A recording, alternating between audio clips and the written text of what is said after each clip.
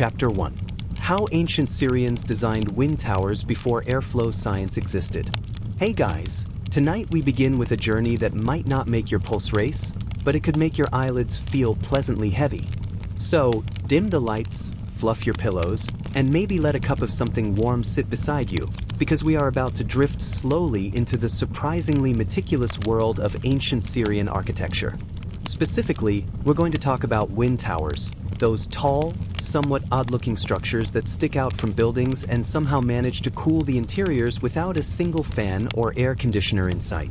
It's like the ancient version of modern HVAC systems, only with more stone, mud, and patience. Wind towers, or badgers, were mostly constructed in the cities of northern Syria, in places where summers could be uncomfortably, insistently hot. Today, we might think of architects and engineers as people who studied for decades, went to school, and then designed buildings using fancy software that can predict airflow down to a decimal point. But back then, around 2,000 years ago, Syrians were doing something remarkably similar without any of that. They relied on observation, trial and error, and what we might call folk engineering. They noticed, for example, that air tends to move from high to low pressure, that hot air rises, and that narrow passages can accelerate airflow. And from that, they designed towers that caught even the gentlest breeze and directed it into living spaces. The towers themselves were straightforward yet elegant, usually rectangular, sometimes square, and occasionally a little askew for no apparent reason other than that it just worked. They were divided internally into vertical channels, almost like a set of narrow hallways stacked on top of each other. Each hallway faced a different cardinal direction, because why limit yourself to just one wind direction when the wind is capricious? Inside, the walls were sometimes perforated, sometimes solid, sometimes slanted. It depended on the whims of the builder, or perhaps the whims of the client, who might have wanted the cool breeze hitting only the left side of the living room, because symmetry was apparently less important than comfort. The genius of these towers was in their subtlety. They didn't blast you with cold air. They didn't hum or whir. They simply invited the air to flow, guiding it quietly and invisibly into homes. And yes, this is where the slightly sarcastic part comes in. The people who lived there probably didn't know why it worked so well, but they accepted it as a small miracle. Imagine being a Syrian merchant in 100 BC, sweating in a courtyard with a clay jug of water beside you, and then stepping into a home where the air feels like it has passed through some invisible filter of stone, mud, and careful calculation. Of course, they were very polite about it. They didn't go around shouting, "This is science," somehow. They just accepted that the wind tower made life more tolerable, which is perhaps the first lesson in humility that history has to offer. We don't have personal diaries of these builders, so we can't say whether they were proud of their wind towers or just tired of hearing complaints about hot afternoons. But if we imagine their lives, which is permissible in a sleepy history monologue, we can picture them as quietly obsessed with angles and air channels. Maybe one particularly meticulous architect measured the width of each channel with the kind of obsessive attention that makes modern engineers nod respectfully.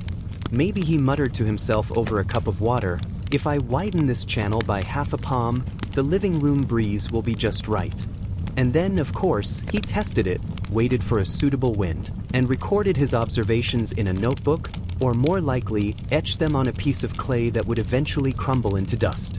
Another charming aspect of wind towers is that they were often paired with courtyards and fountains.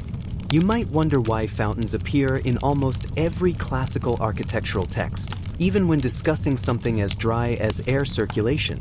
The reason is simple: evaporation. Moving air over water cools the surrounding space. The Syrians had figured this out intuitively. They may not have had thermometers, but they had lived experience and observation. They could tell, after a summer of sweating, that houses with fountains and properly aligned wind towers were more tolerable than houses without. This gives us an interesting insight into human ingenuity. Sometimes, we don't need the full formalization of scientific theory. Sometimes, a mix of careful watching, repeated failures, and stubbornness is enough to produce what future generations might call genius. Let's float over to another architectural curiosity related to wind towers.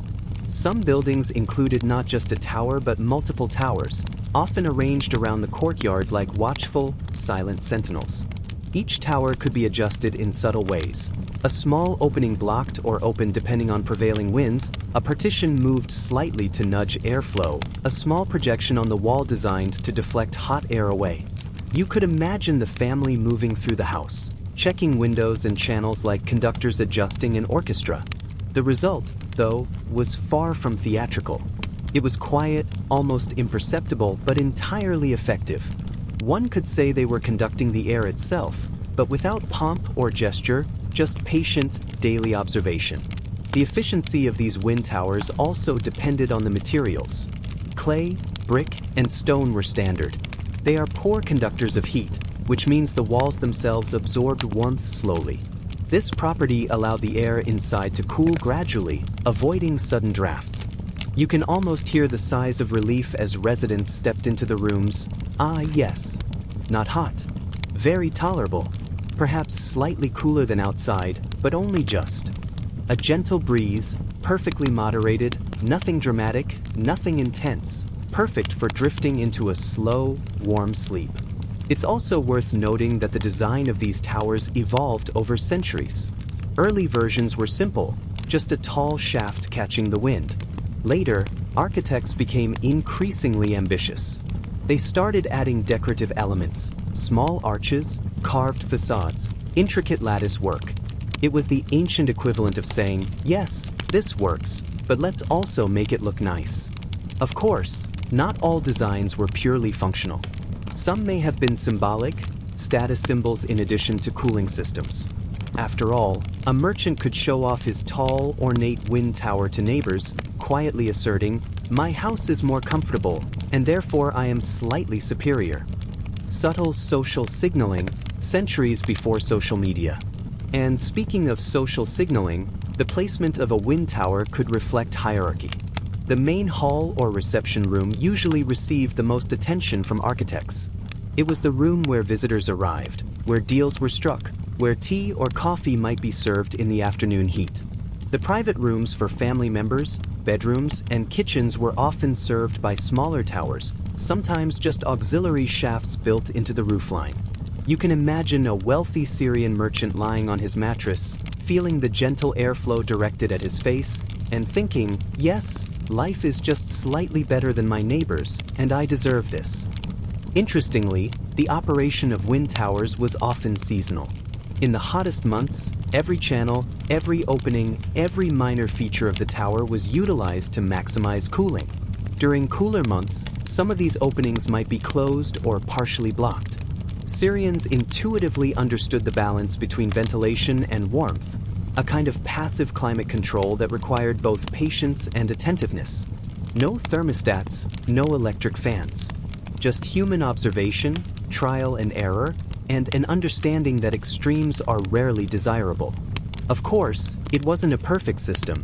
Sometimes the wind didn't blow the right way. Sometimes a tower overachieved and produced a draft that was too strong, or a stagnant area where air barely moved at all. But these failures were instructive. Builders could adjust, rebuild, or add supplementary channels. Over generations, knowledge accumulated, often informally, passing from father to son, master to apprentice. It's a reminder that even in ancient societies, engineering was iterative. Improvement didn't come from a sudden eureka moment. It came from quiet observation, repeated adjustments, and the slow accumulation of experience. It is also worth noting, just in case you are dozing off and dreaming of wind towers, that these structures had aesthetic consequences as well. Some of them reached impressive heights relative to the buildings around them, casting long, slightly curved shadows across courtyards in the late afternoon. They became landmarks, points of orientation, subtle markers of architectural sophistication. And all this cool air, quiet dignity, gentle shadows was achieved without any moving parts, motors, or electricity. Just stone, mud, and a thoughtful understanding of nature. In a way, wind towers are the perfect historical subject for a sleep-inducing video. They are methodical, quiet, and subtly effective. They demonstrate human ingenuity without drama. They reward patience and observation. They remind us that long before we had fans and air conditioners, People found ways to make life more comfortable, one gentle breeze at a time. There is no suspense here, no violent confrontation, no shocking betrayal. Just stone and air, gently interacting over centuries, with humans quietly guiding them along. Chapter 2: The Ingenious Mechanics of Ancient Syrian Wind Towers. Moving along, let's delve into the mechanics of these wind towers, without any ceremonial introductions. Because who needs a formal greeting when you have centuries of quiet architectural wisdom to explore? The key principle behind wind towers was deceptively simple: catch the wind and guide it down into living spaces. And yet, the execution was anything but trivial. Each tower required careful orientation. Builders needed to understand prevailing winds, which, of course, meant living through many seasons, enduring countless dusty afternoons, and quietly noting which direction produced the gentlest or most cooling currents. There was no mathematical model, no wind tunnel, just attentive observation and a slightly obsessive tendency to notice how air moved around buildings. You can imagine the conversations. Yes, the wind comes from the west today, but yesterday it came from the north. Perhaps I'll add a secondary shaft. And so they did, sometimes modifying structures for decades, adding subtle channels or angled openings little by little, until the system achieved what we would now politely call remarkable efficiency. Inside the towers, the channels were often divided vertically, like narrow staircases without steps. Some were straight, others zigzagged. The zigzagging design wasn't accidental. It slowed the airflow just enough to prevent uncomfortable gusts inside the home, while also giving the air time to lose heat as it passed over thick, thermally absorbing walls. In effect, these builders had discovered a primitive form of what modern engineers call passive cooling. Without fans, ducts, or refrigerants, they were manipulating air temperature using nothing more than clever geometry and patience. Water played a surprisingly understated role. A small fountain or basin at the base of a tower could cool incoming air through evaporation. This principle is simple yet elegantly effective. Moving air picks up moisture from water surfaces, which carries away heat and produces a slightly cooler, more pleasant breeze. Some scholars speculate that homeowners would adjust the amount of water seasonally, reducing it in cooler months and allowing for evaporation only during the heat of summer. It's almost like an ancient thermostat operated by human intuition and a keen sense of comfort. But wind towers were not a one-size-fits-all solution.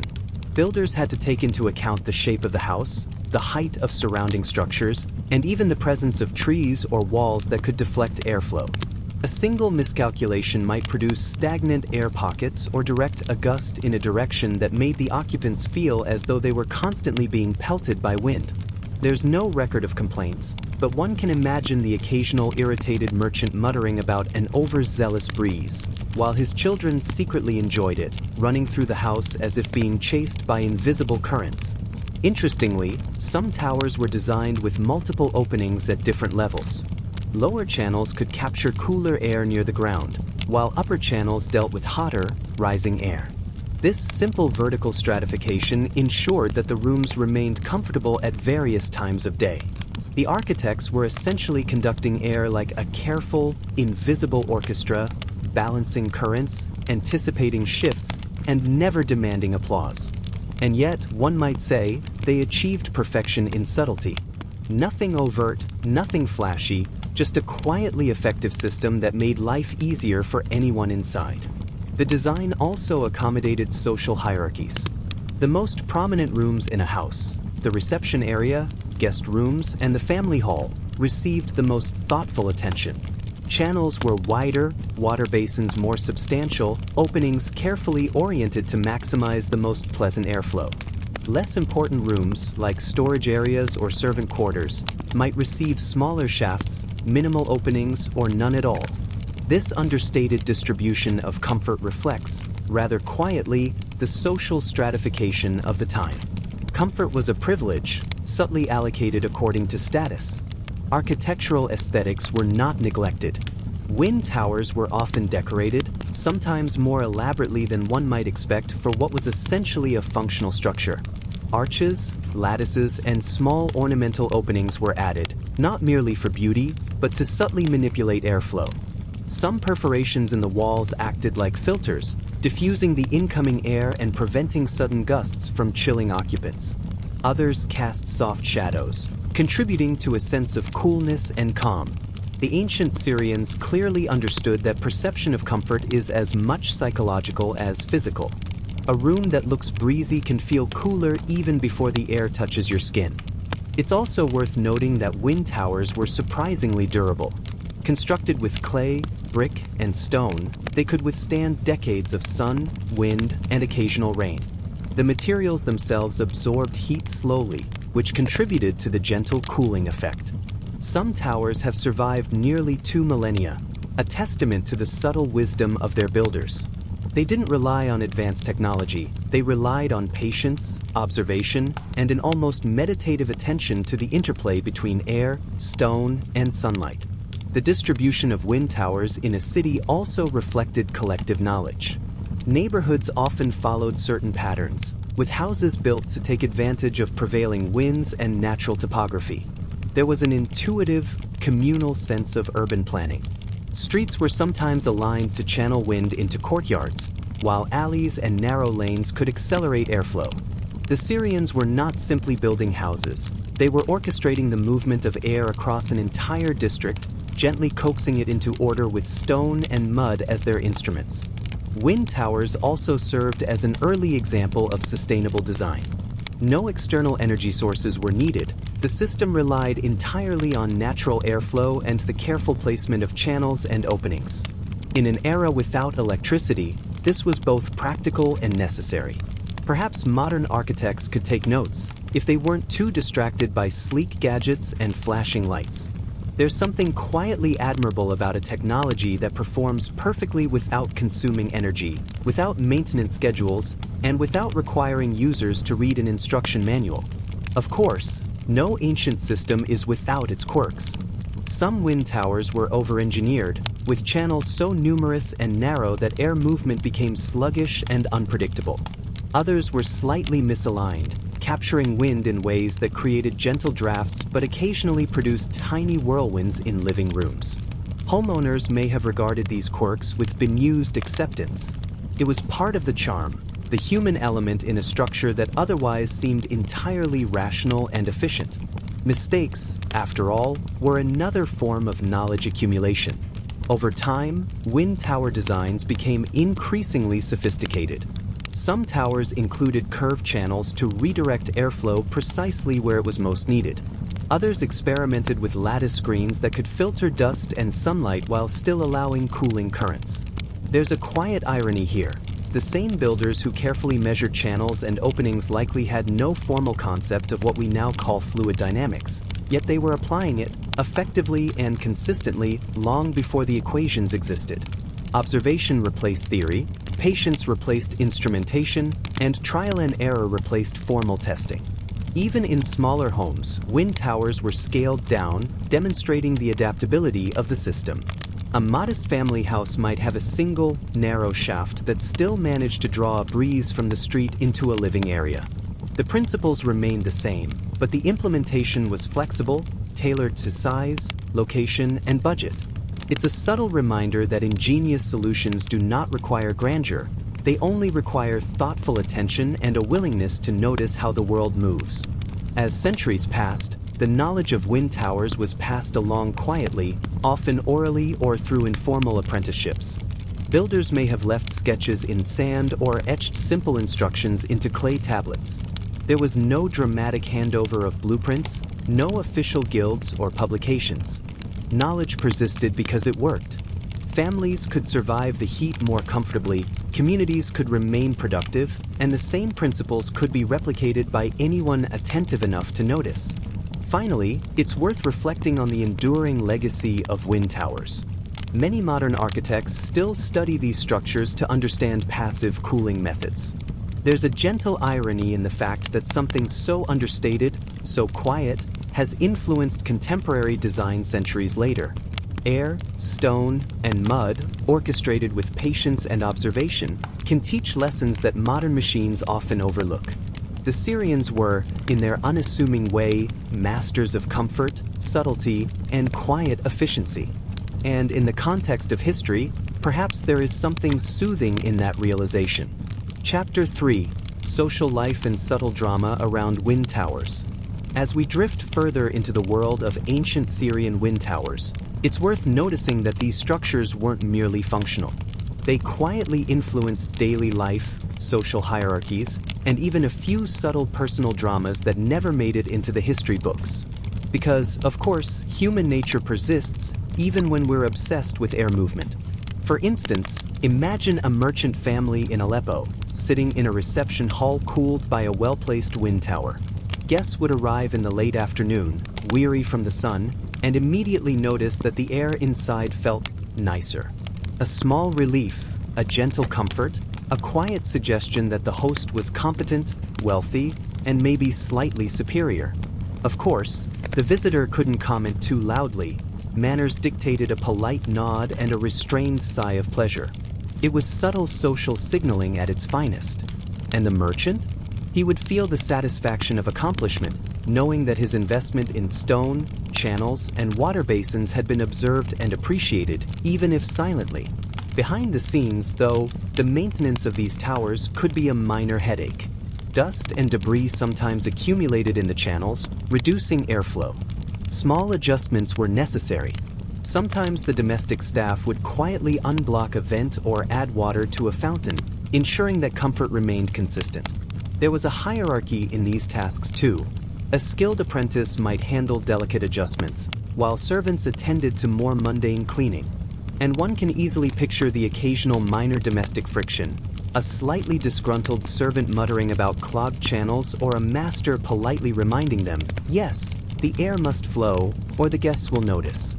Family dynamics also interacted interestingly with wind towers. Children, of course, were intrigued by the movement of air, sometimes sticking small toys into channels to see how they were affected.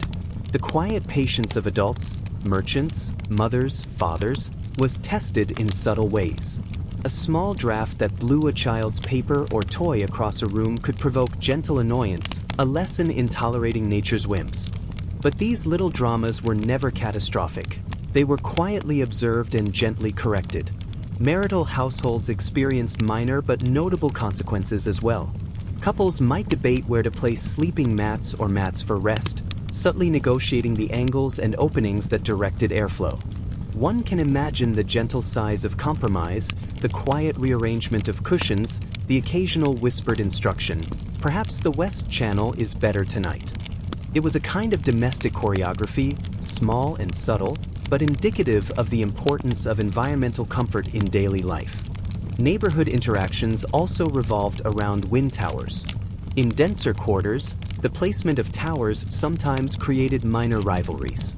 If one household had a tower catching a particularly strong or cool breeze, neighbors might feel mild envy. There were no formal complaints or lawsuits about airflow. This was pre-legal drama, but subtle social tensions could arise. It's possible that informal advice, whispered between builders or residents, helped even out advantages. Perhaps you could add a small projection, someone might say, quietly offering guidance without overtly criticizing. And so knowledge passed not just within families, but across communities, in whispers and gestures rather than formal instruction. The artistry of wind towers also created a minor form of prestige. Taller, more ornate towers could indicate both wealth and knowledge. A merchant with a high, elegant tower demonstrated not just resources, but also attentiveness, patience, and subtle technical mastery. It was quiet bragging. The tower itself did not speak, but it implied competence and status.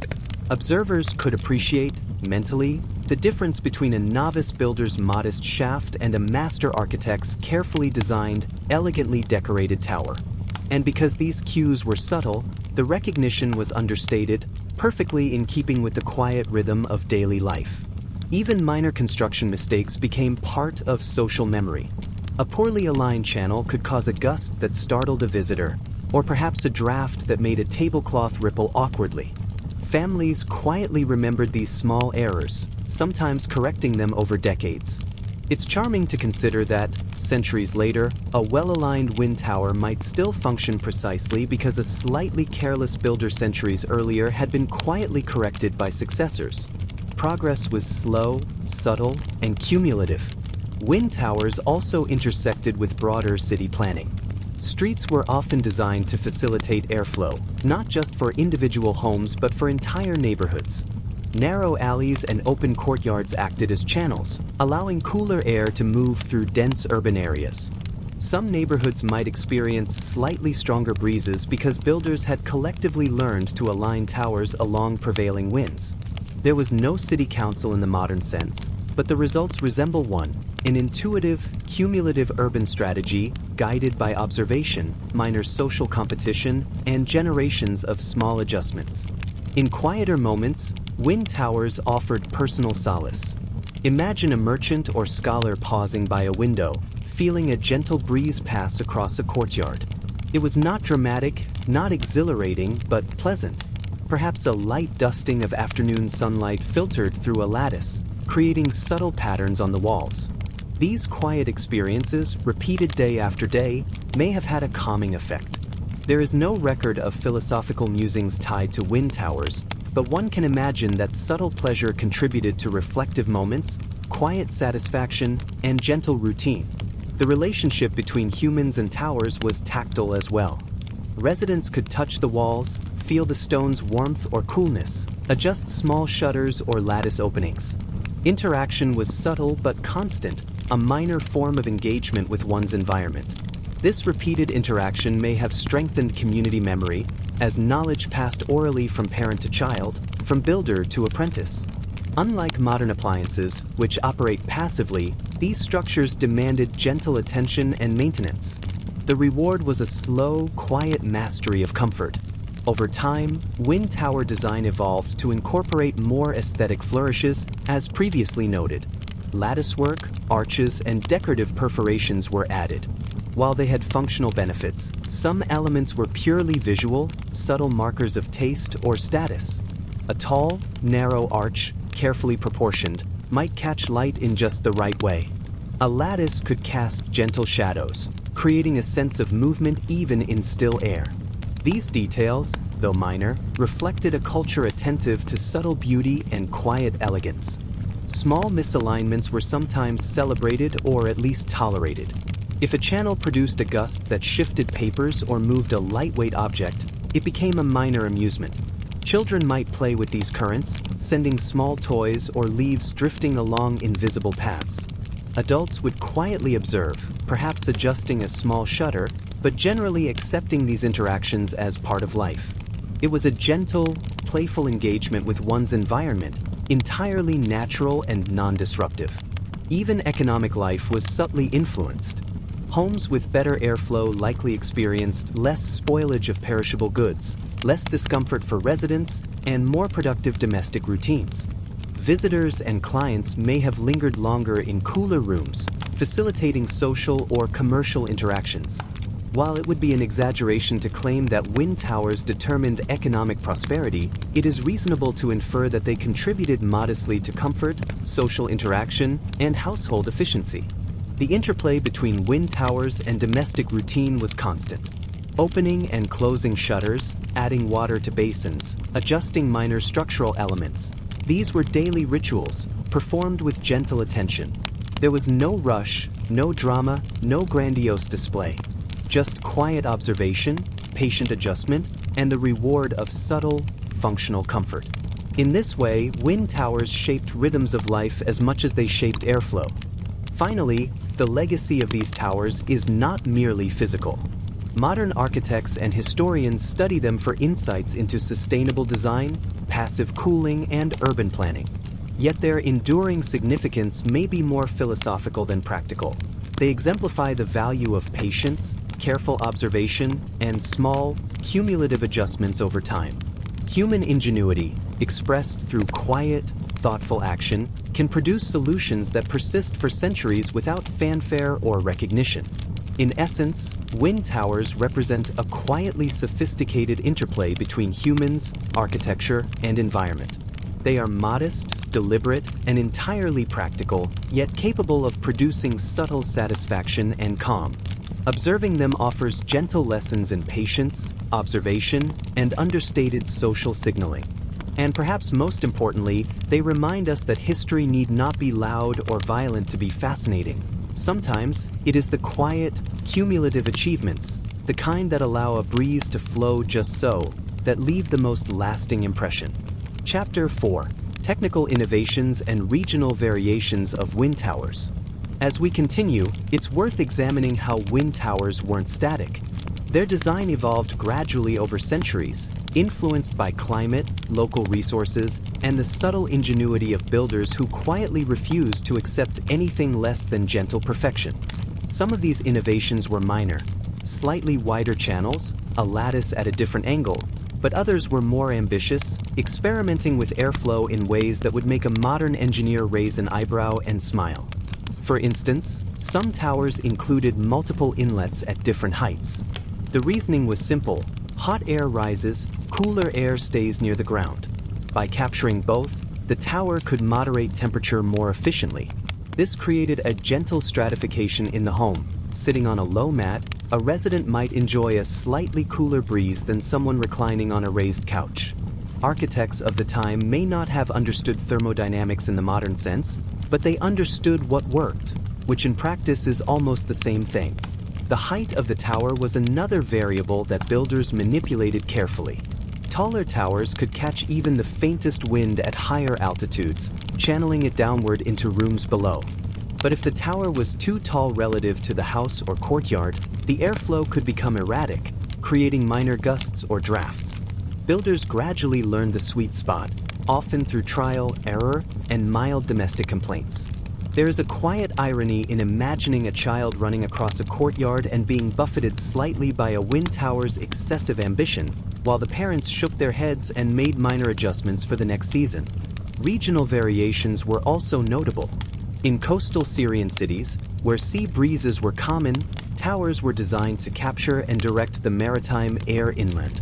In desert towns, towers were often wider at the top, funneling scarce breezes downward. Local materials affected performance as well. Some builders preferred brick, which retained heat differently than stone or mud. Certain regions experimented with mud plaster coatings that subtly adjusted thermal absorption, a kind of low-tech fine-tuning. Each variation reflected not only climate but also the slow accumulation of local experience, a kind of quiet, centuries-long experiment in human comfort. Some houses incorporated multiple towers, not for show, but for performance. A secondary tower might catch wind from a different direction, ensuring that at least one shaft worked even when prevailing winds shifted. In other cases, auxiliary channels were deliberately smaller, allowing homeowners to adjust the intensity of airflow by opening or closing shutters. These were subtle controls, entirely manual but remarkably effective. You can picture a quiet afternoon where the master of the house, without a word, adjusts a shutter slightly, and the living room becomes just a fraction cooler. Subtlety was the hallmark of the system. Of course, not all innovations were strictly functional. Some towers were elaborately decorated with lattice patterns that produced pleasing shadows and subtle visual effects. While they had secondary benefits for airflow, they were also aesthetic statements. Residents could quietly express taste and status without ostentation, relying on the subtle beauty of geometry, shadow, and light. One can imagine a neighbor glancing at an elegant lattice pattern and thinking, "Ah, that family appreciates subtlety," without the need for loud proclamations. Construction sometimes involved minor compromises. Narrow alleys between houses, irregular plots, or budget constraints forced builders to improvise. Channels might zigzag more than usual, or openings might face slightly awkward angles. The results were usually effective, just a little unpredictable. Perhaps a faint draft would swirl in the corner, or a breeze might feel slightly cooler on one side of the courtyard than the other. Residents tolerated these quirks, quietly adjusting daily habits, sitting slightly differently, opening a secondary shutter, or moving a mat by a few inches. It was all part of the gentle choreography of life around a wind tower. Some families developed reputations based on their towers. The quiet merchant whose tower always captured the wind perfectly might enjoy subtle social prestige. Visiting merchants or clients could detect, subconsciously, the comfort of the environment and silently acknowledge the builder's skill. A house with misaligned or poorly maintained channels might provoke minor envy, mild frustration, or, on the rare occasion, gentle advice from neighbors. Social interactions were influenced quietly through comfort and environment rather than overt display. Interestingly, these towers were sometimes adapted for other uses. Certain channels were repurposed for ventilation in kitchens or workshops. Air movement prevented smoke accumulation and moderated temperature during laborious tasks. This multifunctionality was a hallmark of the system, subtle, practical, and patient. Builders seemed to intuitively understand that one structure could serve multiple purposes as long as adjustments were made carefully and slowly. Even small families in modest houses participated in this culture. A single-channel tower could provide enough airflow to improve comfort without elaborate construction. These smaller adaptations reflected a flexible approach to architecture. Scale did not preclude subtle innovation. Knowledge, passed orally from master to apprentice or parent to child, ensured that even minor houses benefited from centuries of experience. The integration of water remained consistent. Fountains, basins, or even small channels of running water contributed to cooling via evaporation.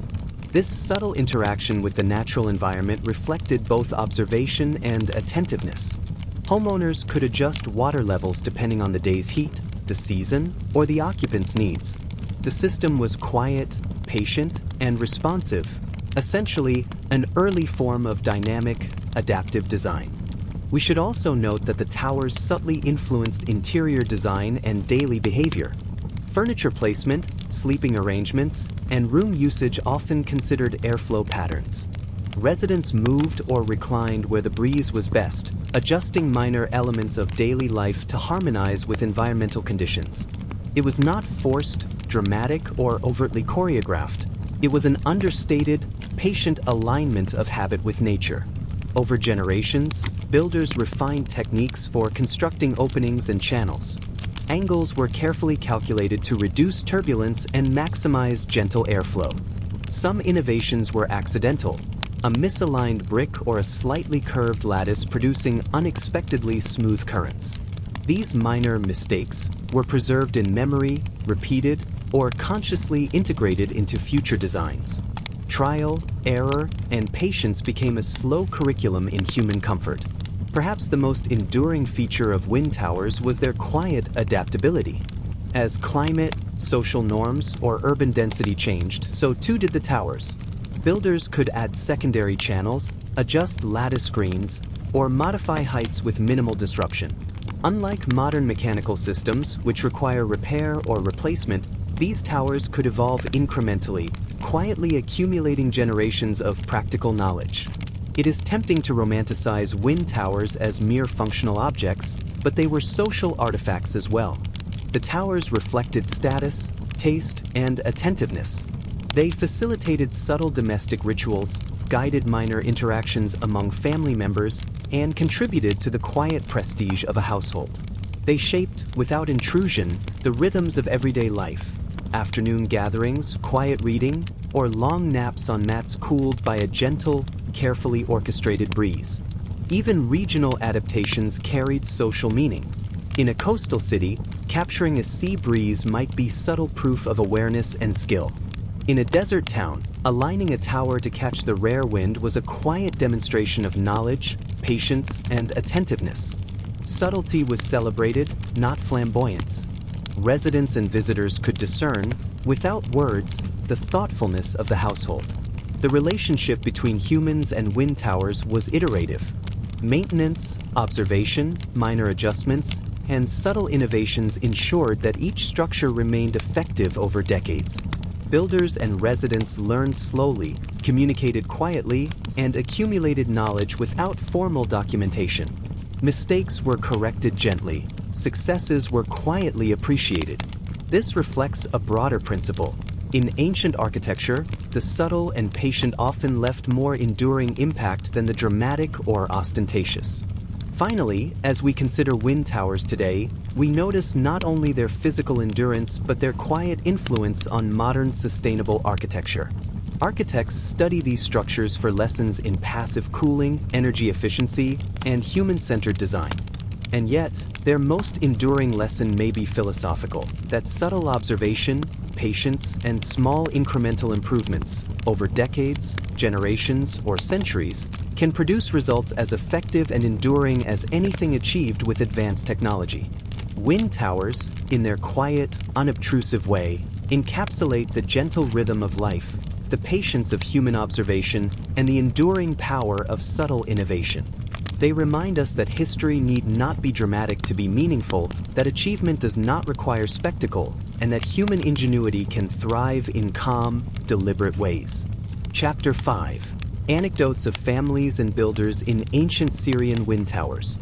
Let's now drift into the quieter personal stories tied to these towers, the ones that rarely appear in textbooks but quietly shaped the lived experience of ancient Syrian households. Because behind every well-placed wind tower, there were humans with quirks, preferences, and minor domestic dramas, all unfolding under the patient orchestration of stone and airflow. Take, for example, the family of a merchant named Ishak, who lived in Aleppo around the 1st century CE. Ishak's tower was considered moderately tall, neither the tallest nor the most ornate, but precisely functional. The main channel faced the prevailing northwest wind, allowing the reception hall to remain comfortably ventilated during long afternoons when business negotiations dragged on. Ishak's wife, Fadwa, quietly took an interest in how the air moved. She would sometimes adjust the small shutters in the lattice screens, a subtle intervention that improved comfort by mere fractions of a degree. Visitors never noticed her involvement directly. They only felt the gentle breeze and nodded approvingly, crediting the house's design in general, as if the building itself were a genius. Ishak had 3 children, all of whom found the wind tower endlessly amusing. Small toys and scraps of paper occasionally found their way into the channels. Rather than scolding them harshly, Ishak simply adjusted a lattice or nudged a shutter slightly. There was a kind of silent understanding. The children played, the tower performed, and the household maintained an understated equilibrium. It was not dramatic. It was domestic life, flowing at the rhythm of gentle wind currents and quiet adjustments. Meanwhile, builders who crafted these towers often achieved quiet local fame. One such architect, known only through oral accounts as Marwan, had a reputation for meticulous attention to detail. His channels were slightly wider than usual, perfectly aligned, and occasionally decorated with subtle lattice patterns that diffused light while guiding airflow. Marwan worked largely in silence, observing currents for days before finalizing a structure. Occasionally, a homeowner would attempt to speed up his work, suggesting that a channel be modified immediately. Marwan would gently smile, shake his head, and wait. Patience, he seemed to understand, was part of the architecture. A rushed adjustment might ruin subtle effects that would only reveal themselves over weeks or months. Wind tower construction was sometimes a family affair. Marwan's apprentices included his sons, nephews, and occasionally a particularly attentive neighbor. Knowledge was passed slowly, where to widen a channel, how to orient a shutter, or how to integrate water basins into the airflow without creating drafts. There was no formal instruction, only repeated observation and quiet corrections over decades. Errors became teaching tools. A misaligned lattice that created a swirl might be dismantled, noted, and corrected in the next tower.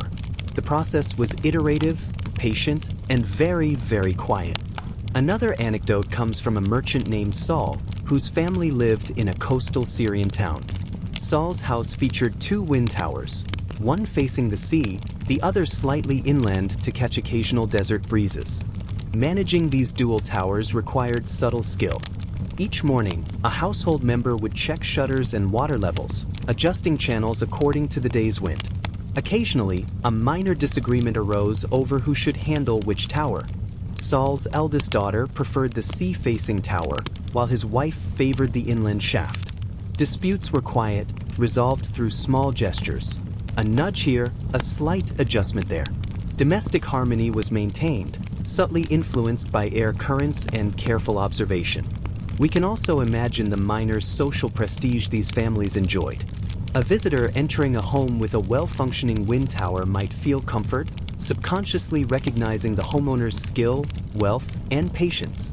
It was a quiet status signal, no grand announcements, no overt boasts.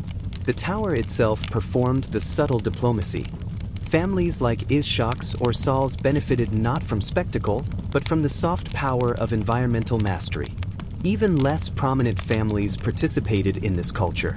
Smaller houses often had single-channel towers. The principles remained the same: careful observation, minor adjustments, and subtle integration with water and interior space. Comfort was scaled down, but not abandoned. Children learned the nuances of air movement. Servants understood which shutters to adjust. Daily life flowed quietly around the channels, subtly shaping behavior and routine. Builders themselves sometimes engaged in gentle competitions. Marwan, for example, had a quiet rival named Khalid, who lived in the same district. Khalid experimented with slightly curved channels and lattice patterns that created intricate shadow play. Neighbors would occasionally compare effects, observing who had the slightly cooler hall or the more aesthetically pleasing breeze. No one recorded these comparisons formally.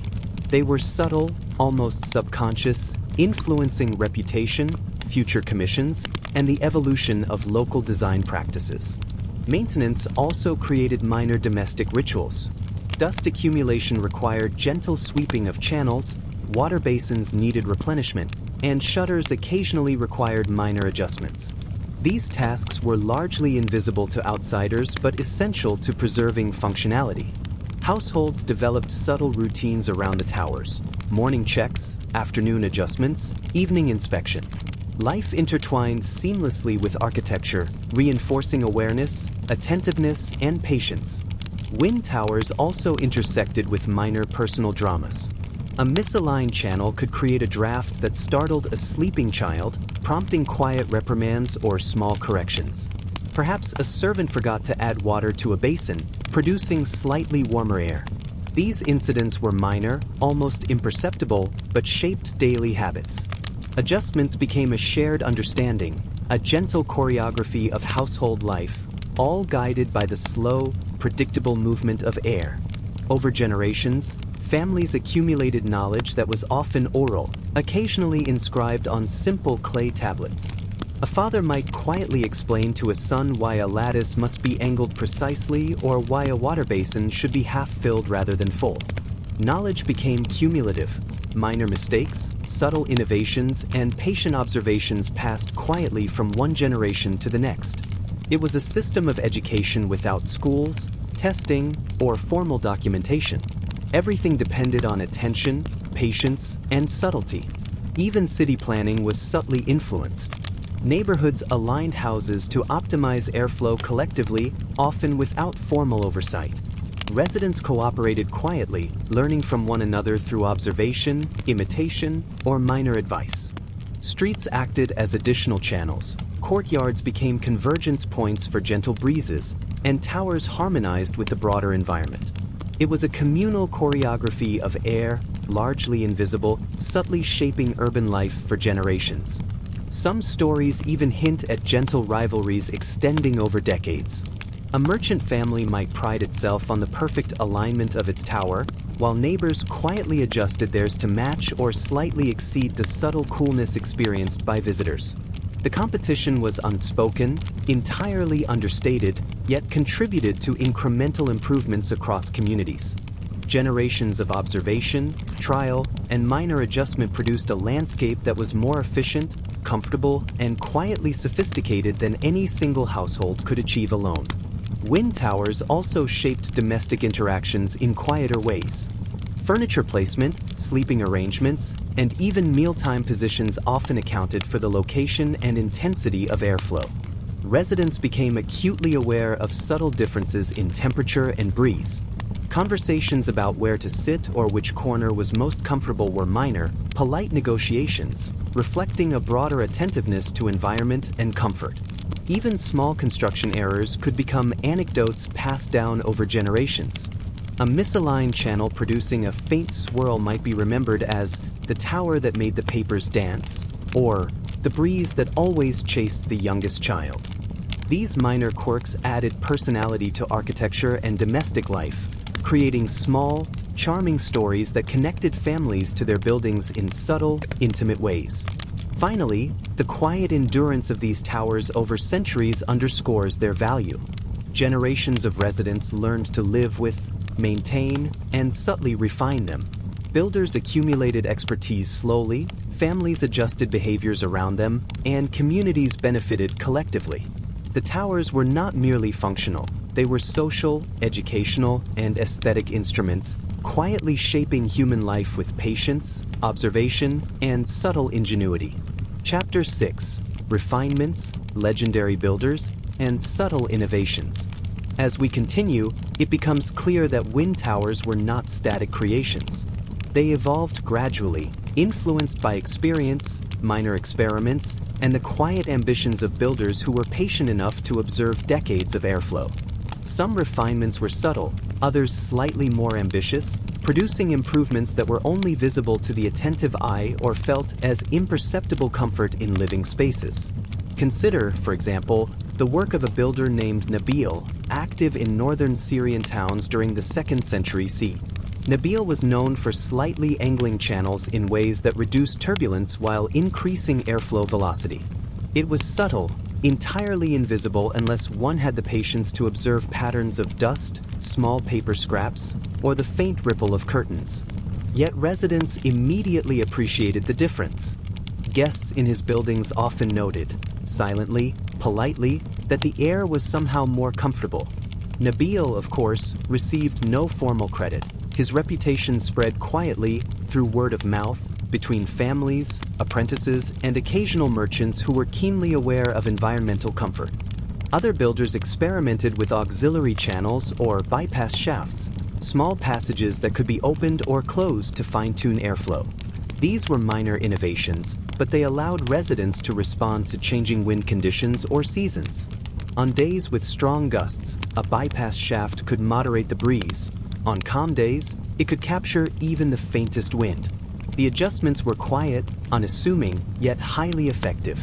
Children, servants, or family members might occasionally interact with these minor controls, learning the subtle art of maintaining comfort in daily life. Some families became famous for their tower's elegance and efficiency.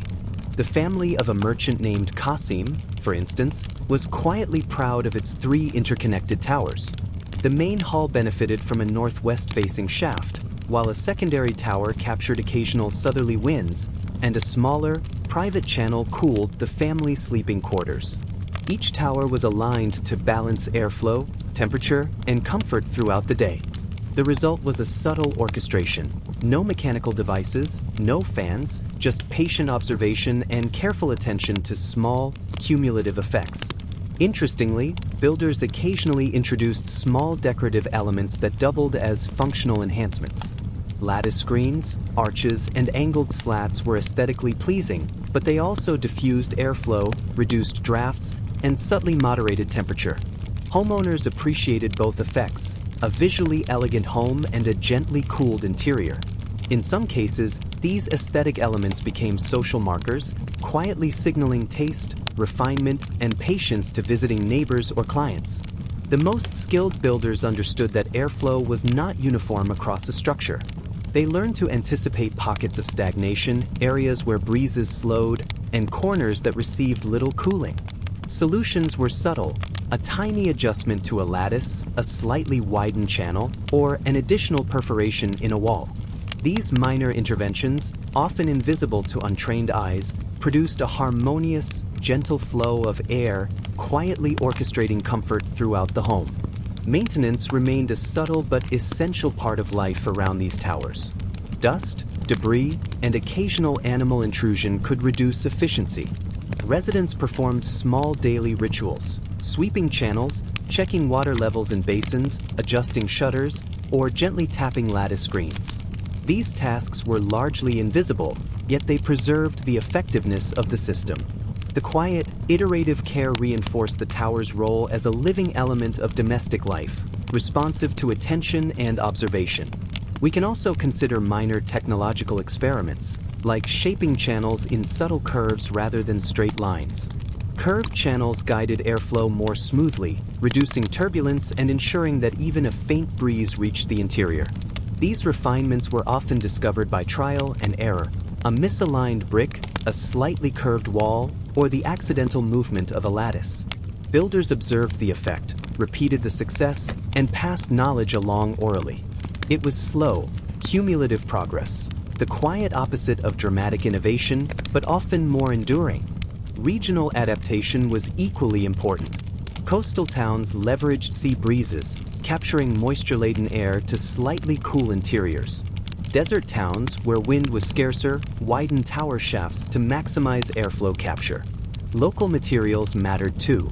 Mud, brick, and stone absorbed and released heat differently, subtly influencing the effectiveness of airflow.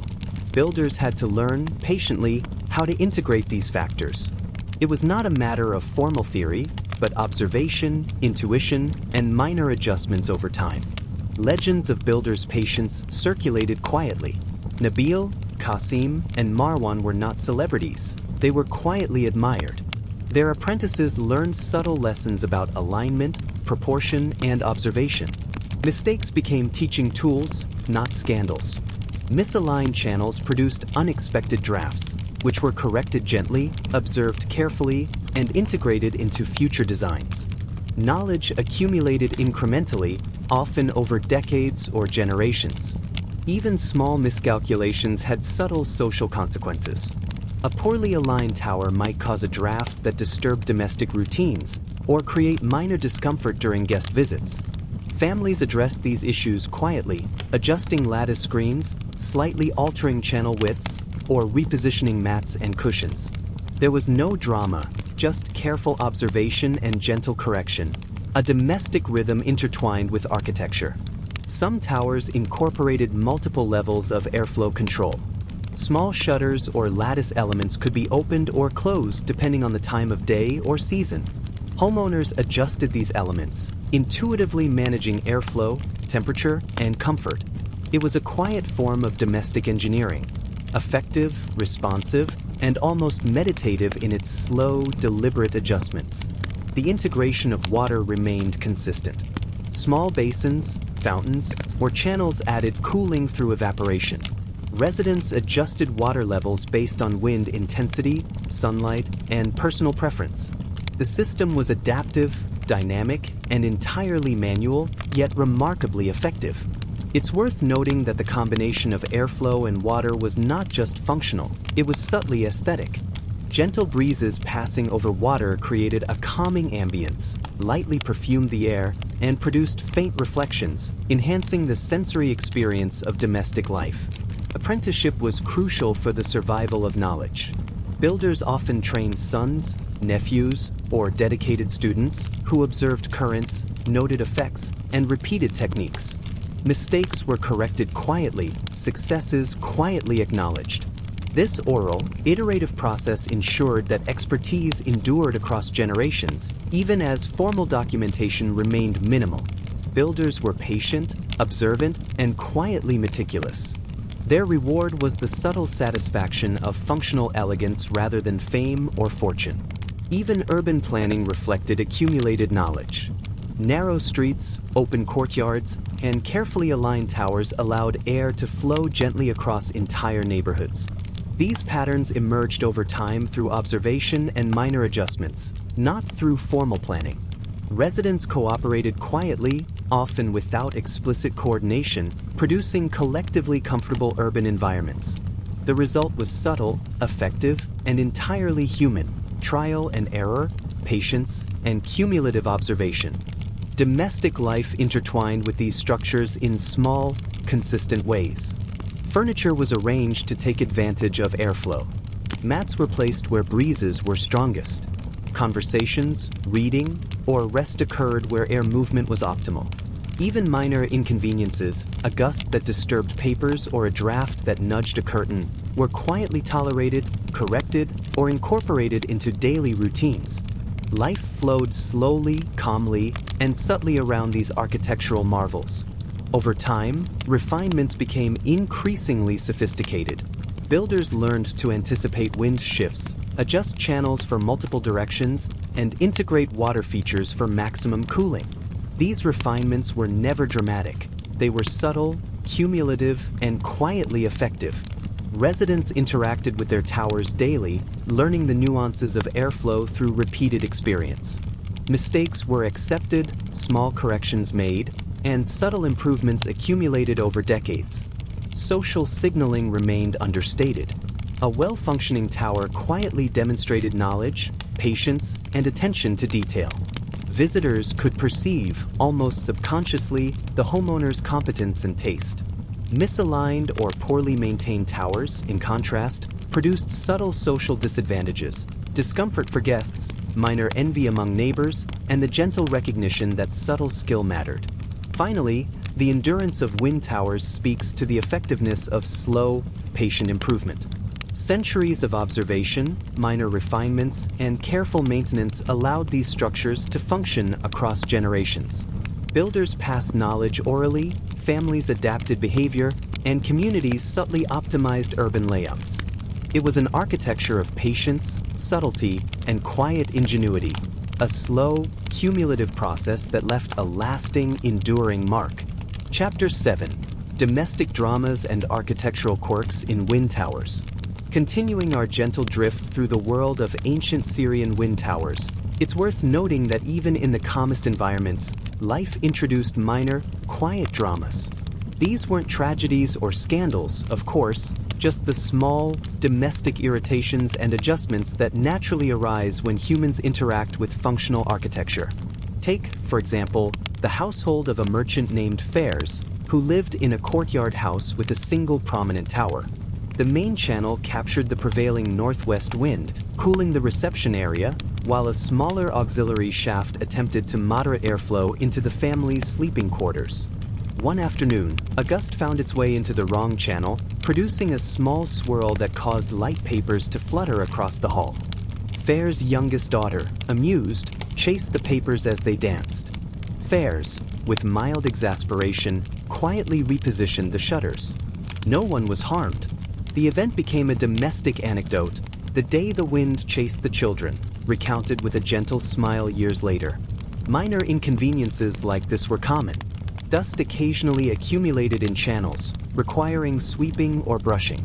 Small lattice screens could become misaligned, producing drafts or uneven cooling. Residents quietly adjusted their routines to accommodate these subtleties. Morning rituals might include checking shutters, replenishing water in basins, or lightly tapping channels to clear debris. These tasks were mundane yet essential, part of the rhythm of daily life that quietly integrated with architectural design. Some families experienced gentle rivalry over airflow. The merchant Saul, for instance, noticed that his neighbor's newly constructed tower provided a slightly cooler breeze in the reception hall. There was no overt complaint, only subtle envy. Saul might observe his own channels carefully, noting minor adjustments he could make. A slightly wider opening here, a lattice tilted there. Over time, small modifications produced subtle improvements. The competition was quiet, unspoken, yet it contributed to incremental refinement across households. Wind towers also shaped family routines in more intimate ways. Sleeping arrangements, seating locations, and even dining positions were influenced by airflow. A family might rotate sleeping mats or cushions to catch the gentlest breeze. Afternoon naps were planned in the areas of optimal cooling. Conversations might naturally drift to the most comfortable corners, while children learned early on which spaces were preferable for play or rest. Life flowed in gentle rhythm with the movement of air, subtly guiding behavior without explicit instruction. Builders occasionally left small quirks or flourishes that became part of household lore. Marwan, a builder active in northern towns, once included a tiny, slightly curved channel intended to create a soft, swirling breeze near the entrance.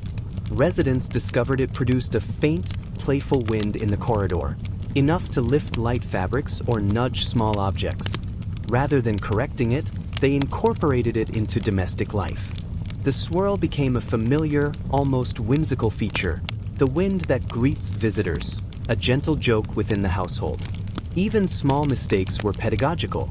An apprentice might misalign a lattice or overwiden a channel. These errors produced minor effects: a stronger gust in one room, a slightly cooler corner, or uneven airflow. Builders observed, corrected subtly, and passed the lesson along.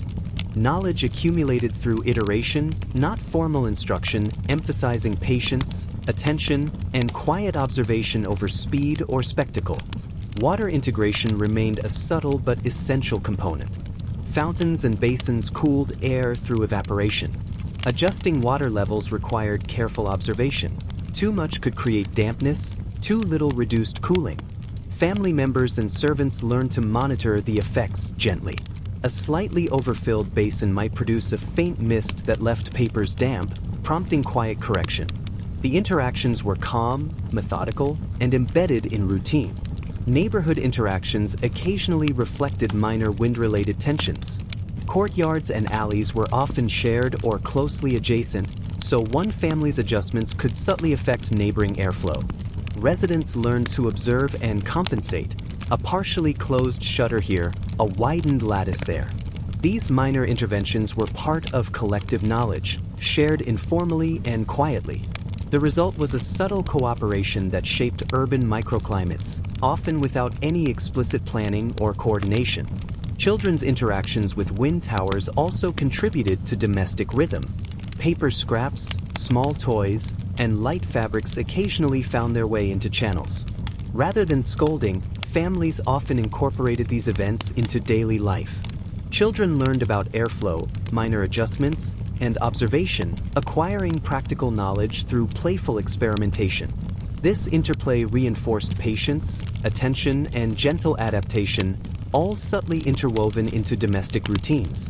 Even quiet rivalries influenced architectural evolution.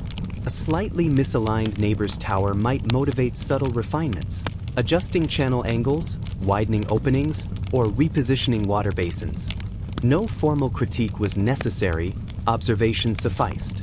Over generations, these quiet competitions produced small, cumulative improvements, improving airflow and comfort incrementally across neighborhoods.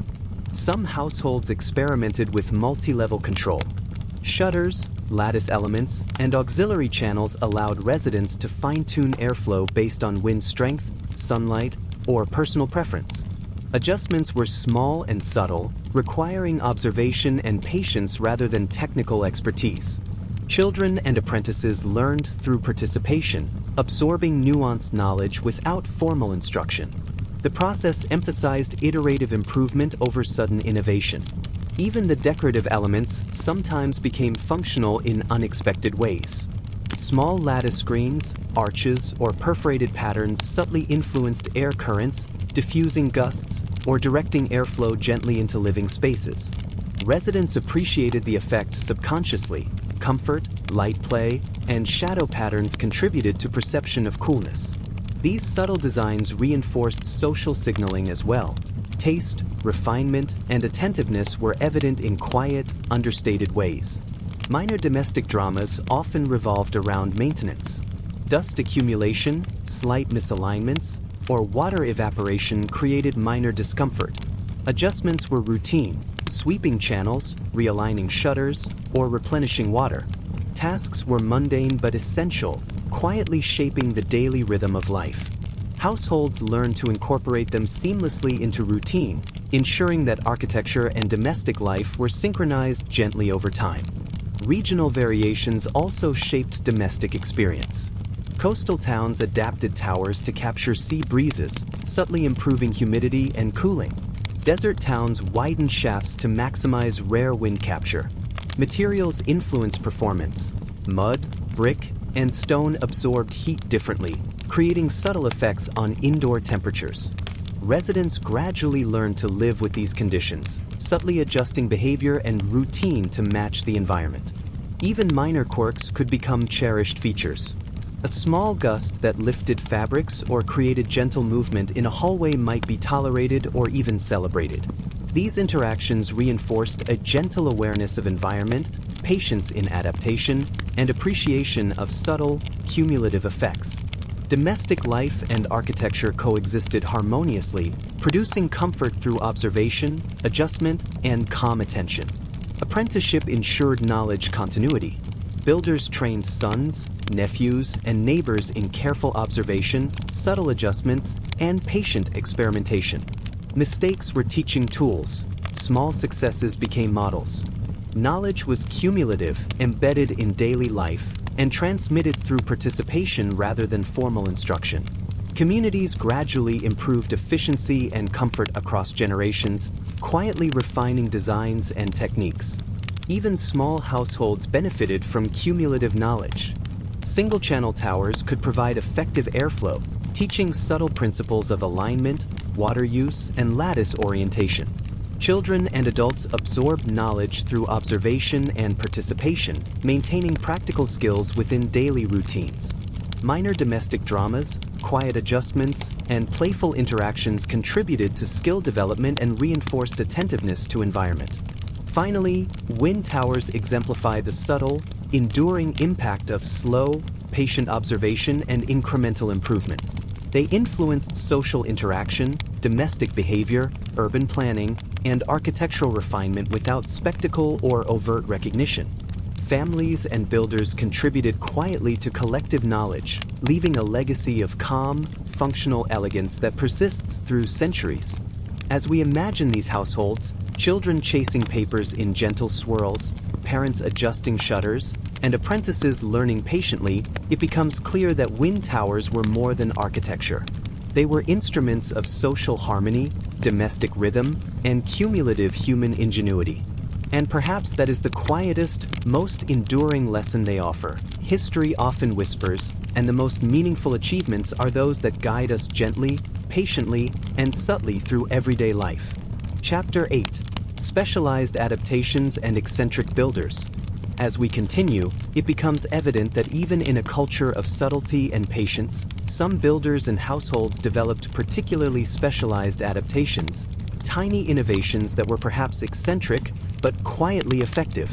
These were not grand monuments. They were incremental, thoughtful, sometimes slightly quirky solutions to very specific problems, and they offer a gentle reminder that history is often the story of small, cumulative human ingenuity. Take, for example, a builder known in local oral tradition as Yasin. Yasin lived in a desert town where wind was infrequent and unpredictable. To maximize cooling, he experimented with multiple small channels converging into a single larger shaft. The effect was subtle. The tower could catch even faint gusts from varying directions, channeling them gently into the main living spaces. Residents appreciated the improvement unconsciously, feeling cooler air without needing to understand the design. Yasin, for his part, quietly basked in the satisfaction of observing small adjustments over days and weeks, recording changes in mental notes rather than formal blueprints. Some families became quietly famous for their precise observation and adaptability. The family of a merchant named Tariq, for instance, had a modest tower, but its shutters were carefully adjustable to capture seasonal wind patterns. Each morning, a member of the household would observe wind direction and make slight adjustments, subtly optimizing airflow for the day. Children were encouraged to notice patterns, gently learning about the interplay between wind, water, and lattice structures. Over time, they absorbed knowledge imperceptibly, ensuring continuity across generations. Eccentricities sometimes emerged in decorative details with functional outcomes. A lattice pattern might be unusually intricate, producing gentle swirls or faint drafts in specific rooms. In one well-documented anecdote, a minor misalignment in a lattice created a tiny eddy that consistently circulated air near a window where residents liked to read. The family noticed the effect, appreciated it, and left it intact for decades. It was an accidental refinement, demonstrating how small mistakes could become functional, almost poetic adaptations. Builders occasionally introduced experimental geometries. Curved channels, angled ceilings, or multi-level shafts subtly modified airflow patterns. Some experiments worked brilliantly, others produced slight inconveniences, a breeze that nudged papers across a reception hall or made a mat slightly cooler than expected. Residents adjusted silently, repositioning objects, tilting lattice shutters, or shifting mats by inches. These minor adaptations were part of the rhythm of domestic life, quietly maintaining harmony between architecture and human behavior. Multi-tower arrangements became more common in wealthier households. A family might employ a main tower to capture prevailing winds, a secondary tower for internal circulation, and a small auxiliary channel for private spaces like sleeping quarters or storage rooms. These multi-tower setups required careful observation and adjustment. Household members learned which shutters to open, which basins to fill, and which channels to monitor daily. Children, servants, and apprentices all participated in these routines, integrating environmental awareness into daily life without fanfare. Some builders experimented with integrating water features in creative ways. Small channels feeding into fountains or basins were used not just for cooling, but for subtle adjustment of airflow. A gently flowing stream might cool a corridor slightly more effectively than a stagnant basin. Occasionally, a household experimented with directing water along multiple channels to produce mild variations in humidity and temperature. These adaptations were minor, quietly effective, and entirely unobtrusive, producing comfort without spectacle. Eccentricities were sometimes social markers. A particularly intricate lattice, slightly curved channel, or multi-level tower subtly signaled skill, patience, and refinement. Visitors could perceive quality and competence unconsciously, recognizing that attention to detail mattered. Neighboring families might quietly attempt similar refinements, producing incremental improvements across the community. These subtle competitions were entirely polite, almost subconscious, but they influenced architectural evolution in meaningful ways. Daily domestic life remained intertwined with these adaptations. Furniture placement, sleeping arrangements, and seating were subtly influenced by airflow patterns. A breezy corner might be preferred for reading or napping. A slightly warmer area might serve for conversation. Children learned early on which spaces were optimal for comfort or play, internalizing environmental observation without formal instruction. Life flowed slowly, guided by minor adjustments and patient observation, rather than drama or spectacle. Maintenance routines reflected cumulative knowledge. Dust accumulation, slight misalignments, and water replenishment required regular attention. Tasks were embedded in daily life: sweeping channels, adjusting lattice screens, or topping off basins. These rituals, largely invisible to outsiders, ensured optimal performance over decades. Families absorbed knowledge organically through repetition, observation, and quiet instruction. Even minor mistakes could become cultural anecdotes. In one household, a slightly over-tilted lattice created a subtle swirl that consistently nudged a light curtain into the kitchen's warm sunlit corner. The family found the effect amusing, incorporated it into daily life, and the pattern persisted for generations. These quirks contributed to domestic storytelling, gently linking architecture, habit, and human observation. Regional differences remained significant. Coastal towns relied on sea breezes, adjusting channels and basins for moisture-laden air. Desert towns widened shafts and incorporated multiple small channels to capture rare winds. Materials influenced performance subtly. Brick, mud, and stone each absorbed and released heat differently. Builders observed and adapted patiently, producing structures that were highly responsive to their environment without dramatic intervention. Knowledge transmission was largely informal. Builders trained apprentices, sons, and relatives through hands-on observation. Mistakes were teaching tools. Small successes became examples. Families contributed to incremental improvement, refining channels, lattice patterns, and water integration over generations. Cumulative expertise ensured that towers remained effective, comfortable, and subtly beautiful long after the original builders had passed. Even minor domestic dramas contributed to architectural evolution. A gust that disturbed papers, a draft that nudged sleeping mats, or a faint swirl of air could inspire adjustments. Residents quietly repositioned shutters, lattice panels, or furniture. Children and apprentices learned by participation, absorbing subtle lessons in airflow, observation, and patient problem-solving. Life, architecture, and environmental awareness became interwoven, producing households that were quietly efficient, comfortable, and harmonious. Urban layout also reflected cumulative knowledge. Narrow streets, open courtyards, and strategically placed towers created collective airflow benefits. Communities developed subtle, cooperative practices, adjusting building features and channel orientation to optimize cooling. These adjustments were not formally coordinated. They emerged through observation, imitation, and quiet negotiation, producing neighborhoods that functioned collectively as gentle climate moderators. Even in the smallest households, subtle innovation persisted. Single-channel towers, carefully angled lattice, or minor water features allowed families to achieve modest comfort. Children learned environmental awareness early, integrating observation and adjustment into daily routines. Mistakes, quirks, and minor dramas became part of domestic rhythm, reinforcing patience, attention, and subtle understanding of space and airflow. Finally, these specialized adaptations highlight the enduring power of slow, cumulative improvement. Builders, families, and communities refine designs through quiet observation, minor adjustments, and patient experimentation. Domestic dramas, eccentric innovations, and subtle refinements collectively shaped functional, enduring architecture. The result was comfort, elegance, and social signaling, all achieved through subtlety, patience, and careful attention. Chapter 9: Rare Designs, Eccentric Families, and Subtle Extremes. As we drift further into the quiet world of ancient Syrian wind towers, it becomes evident that some households and builders pushed subtle innovations to almost extreme levels, not for spectacle, but for patient experimentation and refined comfort.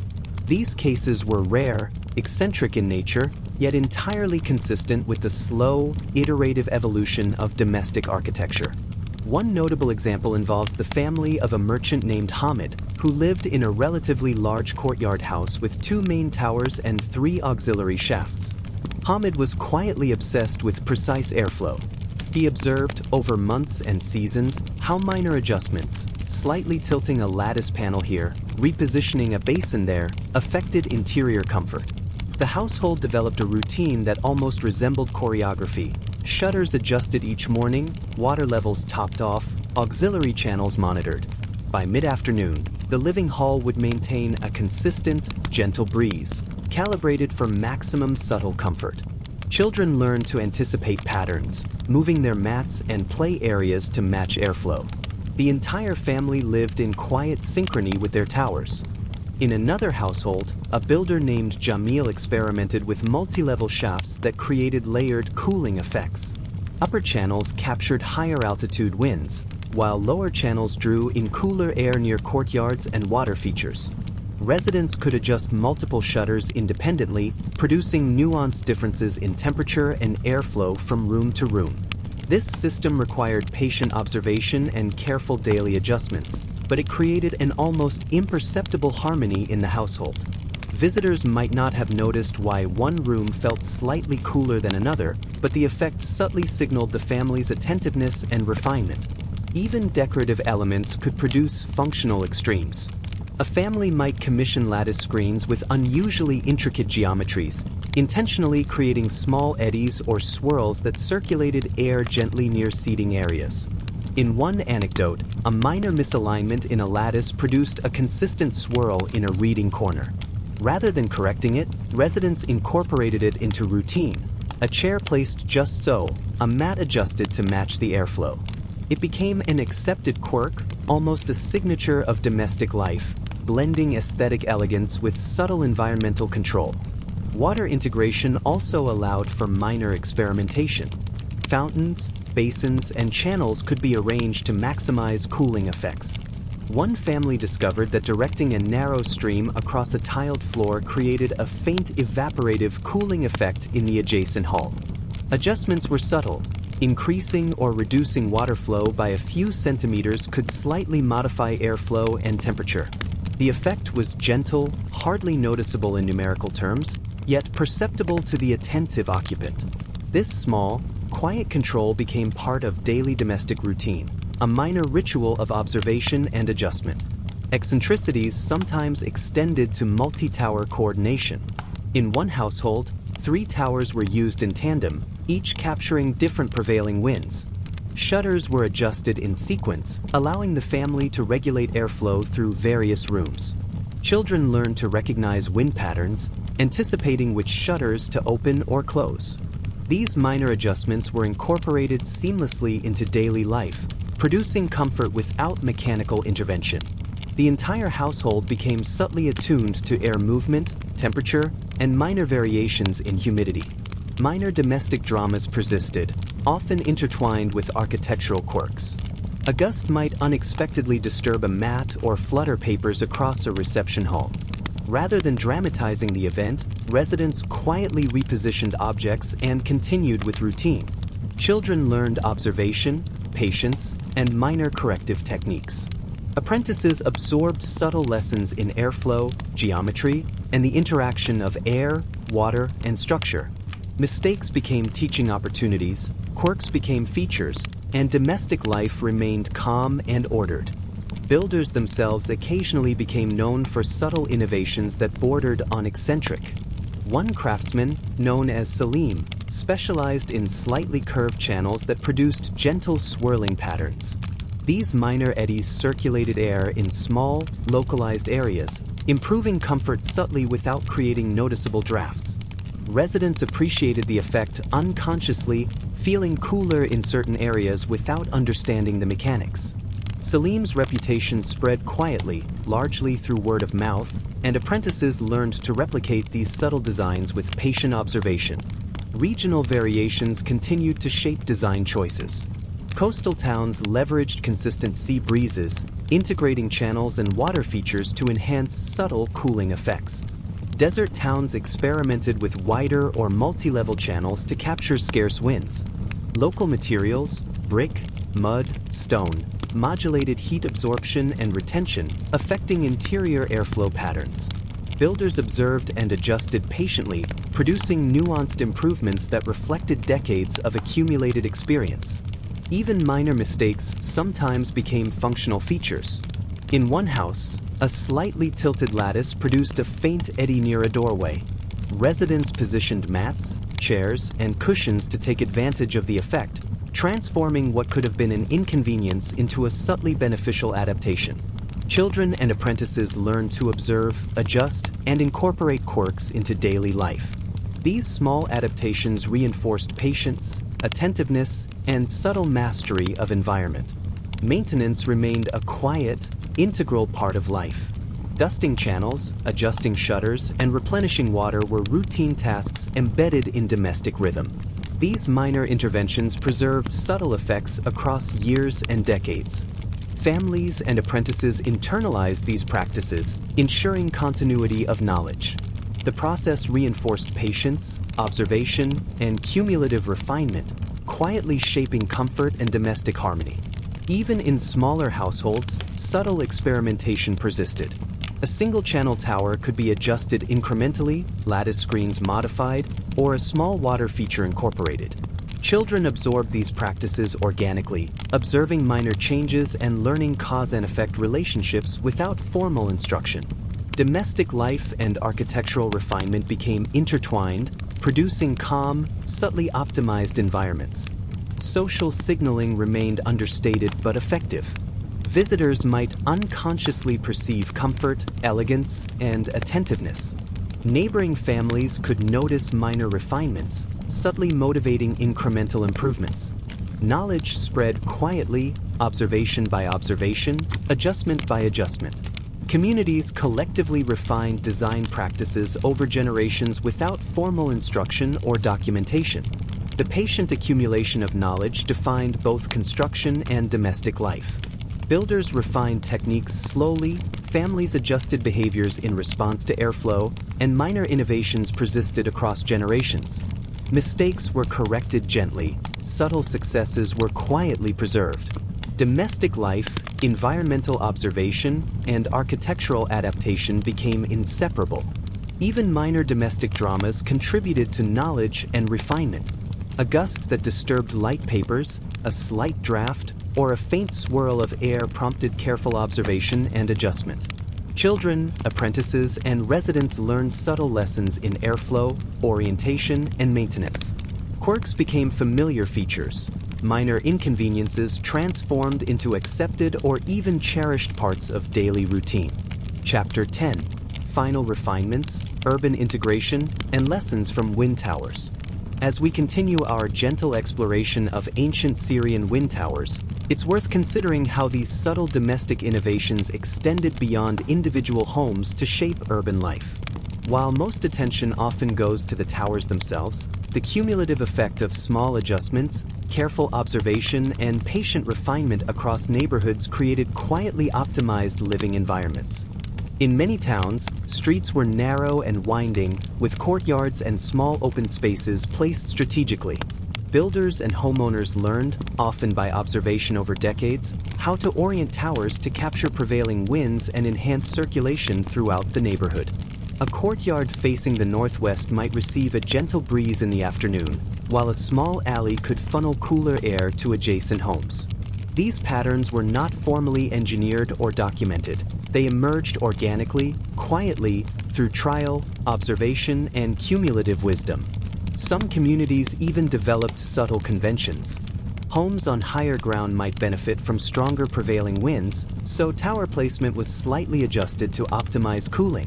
Neighboring families, noting minor differences in airflow or comfort, would adapt their own structures accordingly. It was a polite, understated form of competition and cooperation. No debates, no councils, just quiet observation, imitation, and incremental improvement over generations. Water integration played a similarly understated but vital role in urban climate optimization. Small basins, fountains, and shallow channels were often aligned to work with wind towers, producing gentle evaporative cooling. Residents adjusted water levels based on season, wind intensity, and household need. In some neighborhoods, clusters of small water features subtly influenced airflow patterns across multiple homes, creating pockets of comfort for entire blocks. The effect was largely invisible, but profoundly felt by those living there. Builders sometimes experimented with combined multi-tower systems across urban blocks. A household might employ 2 or 3 towers, each capturing winds from slightly different directions. Coordinated adjustments, shutters, lattice panels, or water flow allowed minor control over local microclimates. Children, apprentices, and household members learned through daily participation, observing patterns, noting seasonal shifts, and making small adjustments. Life, architecture, and environment became intertwined in a rhythm of patient attention. Eccentric adaptations persisted even in urban contexts. A particularly creative builder might curve a channel to redirect wind subtly into a courtyard or angle lattice panels to create gentle swirling currents. These minor refinements were invisible to casual observation but made rooms feel cooler, drier, or more comfortable.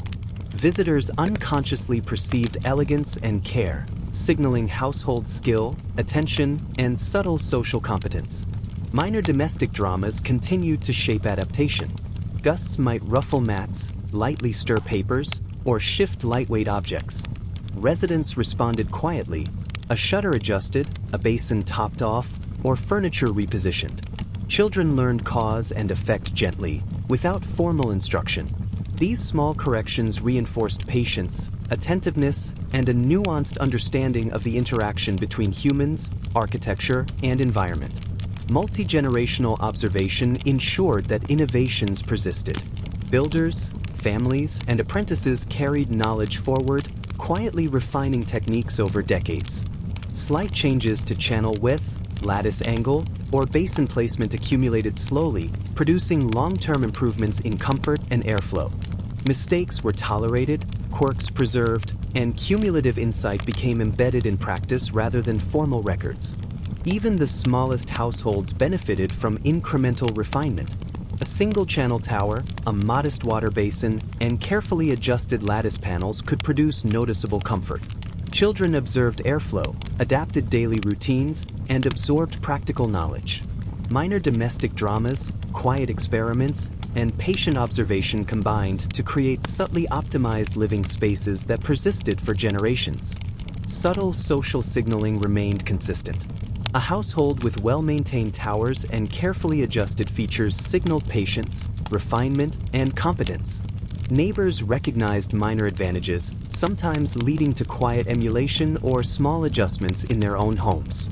Communities collectively benefited from these cumulative refinements without explicit coordination, producing neighborhoods that were comfortable, functional, and quietly elegant.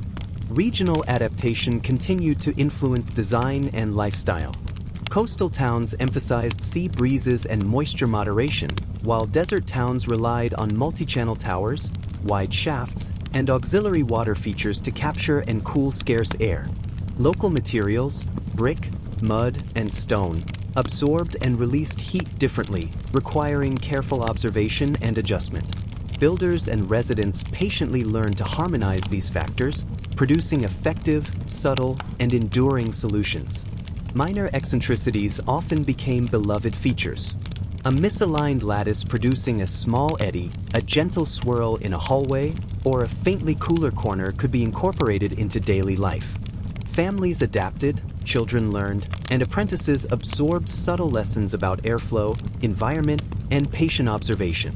Quirks were tolerated, occasionally celebrated, and quietly transmitted across generations.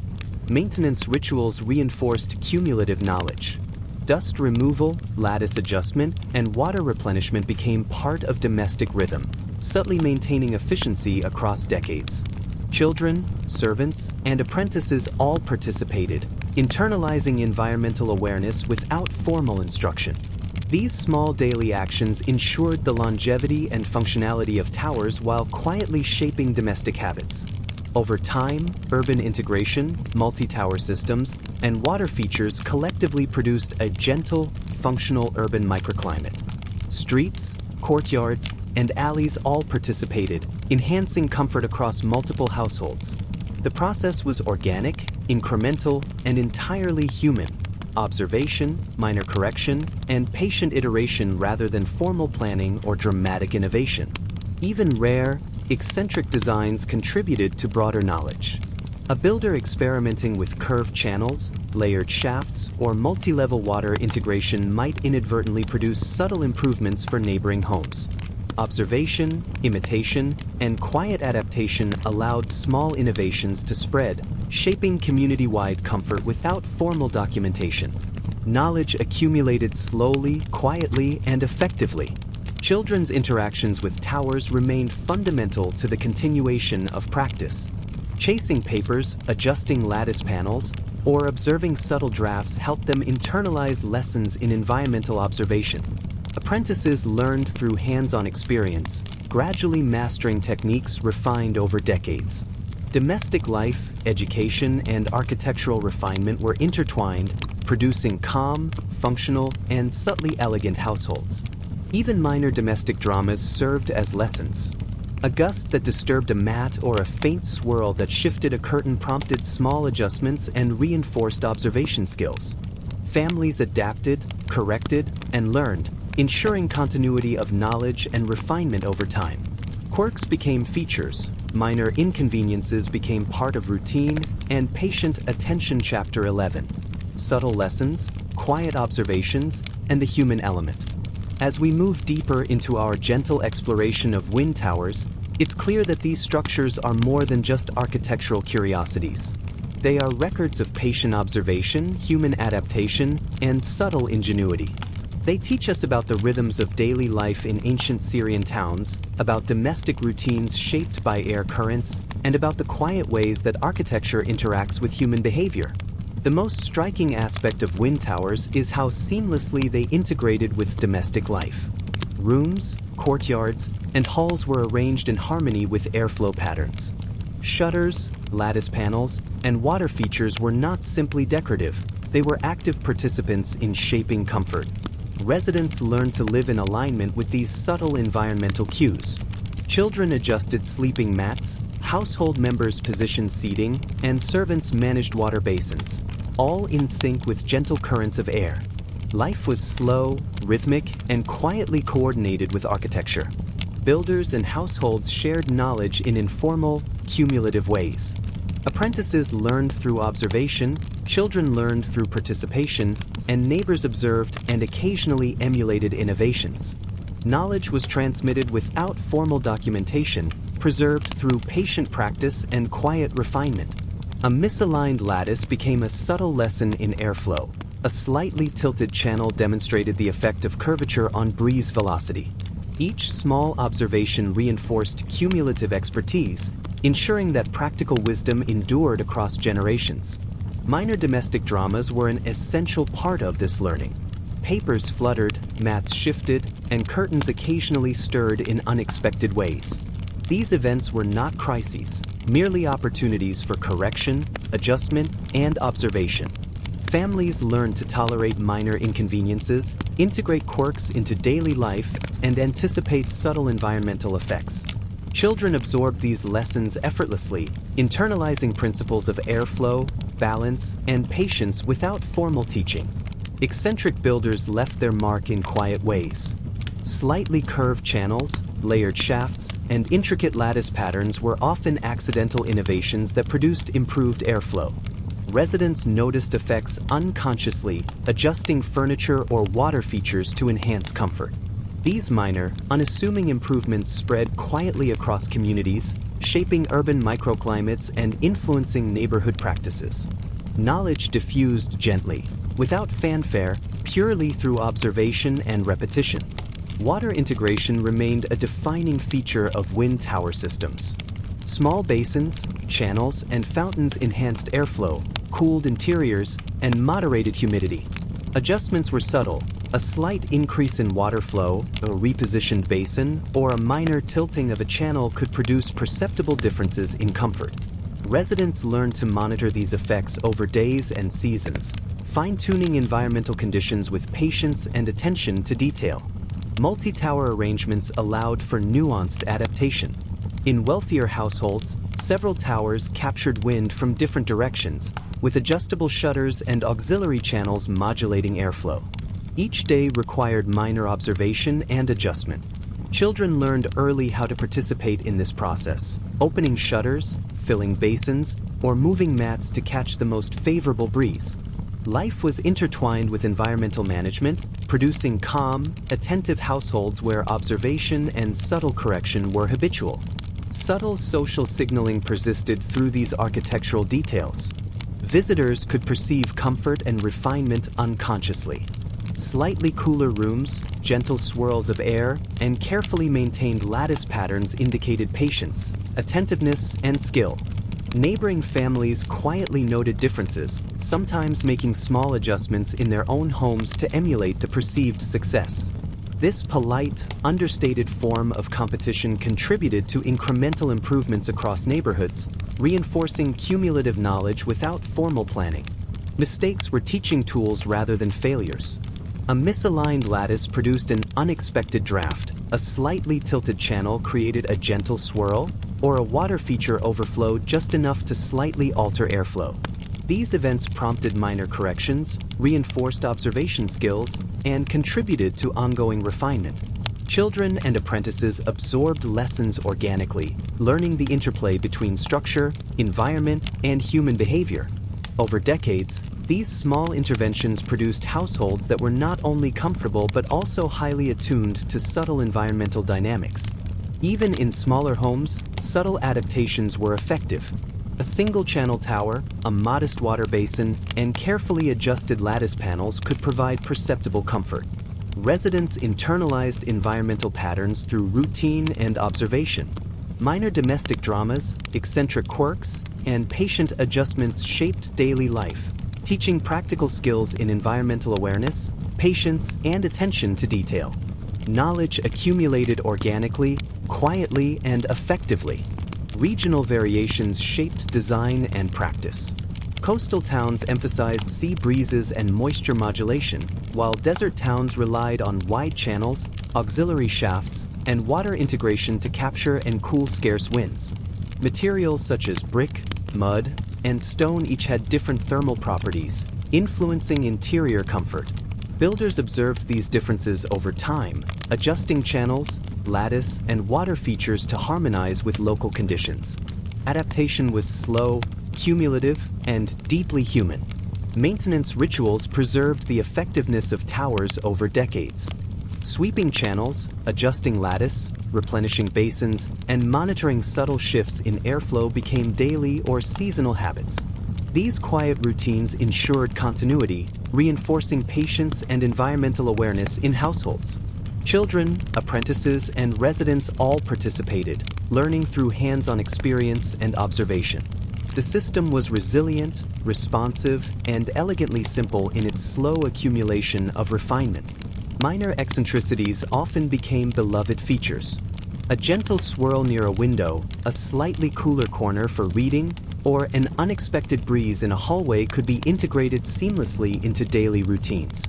Families adjusted seating, sleeping arrangements, and household activities in response. Children absorbed lessons, apprentices learned subtle techniques, and domestic life became a continuous exercise in observation, patience, and subtle adjustment. Quirks were preserved, tolerated, and sometimes celebrated. Finally, wind towers illustrate the quiet power of cumulative improvement. Builders, households, and communities refined designs over decades and centuries, producing subtle but enduring benefits. Life was slow, observations were patient, and incremental changes accumulated into functional, elegant solutions. Comfort, social signaling, and environmental mastery emerged not through spectacle, but through careful, gentle attention to minor details. In essence, these towers teach us about the patient accumulation of knowledge, the gentle integration of human behavior with architecture, and the subtle ways that small improvements can produce lasting impact. Life in these homes was slow, rhythmic, and attentive, guided by observation and quiet correction. Minor dramas, eccentric builders, and subtle refinements collectively shaped domestic experience and urban microclimates. History whispers through these towers, offering lessons in patience, subtlety, and the enduring value of observation. Even small, imperceptible improvements mattered. Adjustments to lattice, subtle curvature of channels, or precise water flow created cumulative effects across homes and neighborhoods. Residents learned to anticipate changes, adapt routines, and harmonize life with the environment. Children, apprentices, and household members absorbed lessons organically, ensuring continuity and refinement over generations. Wind towers, in their quiet elegance, offer a model of patient innovation. Subtle adaptation, careful observation, and cumulative experience produced comfort, harmony, and social signaling without spectacle or fanfare. Domestic life, architecture, and urban environment were intimately intertwined, producing enduring results quietly and effectively. As we reflect, it becomes clear that the value of these structures lies not in grandeur, but in patience. Every minor adjustment, eccentric quirk, and domestic routine contributed to a quietly optimized environment. Observation, care, and subtle refinement created spaces where life flowed gently, comfortably, and sustainably. The legacy of wind towers is enduring, not because of dramatic invention or conspicuous achievement, but because of patient, cumulative attention to small details.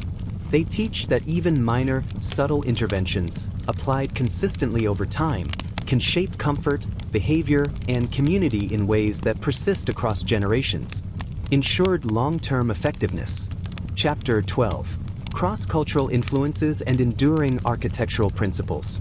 As we move deeper into the history of wind towers, it becomes evident that these structures were not isolated phenomena.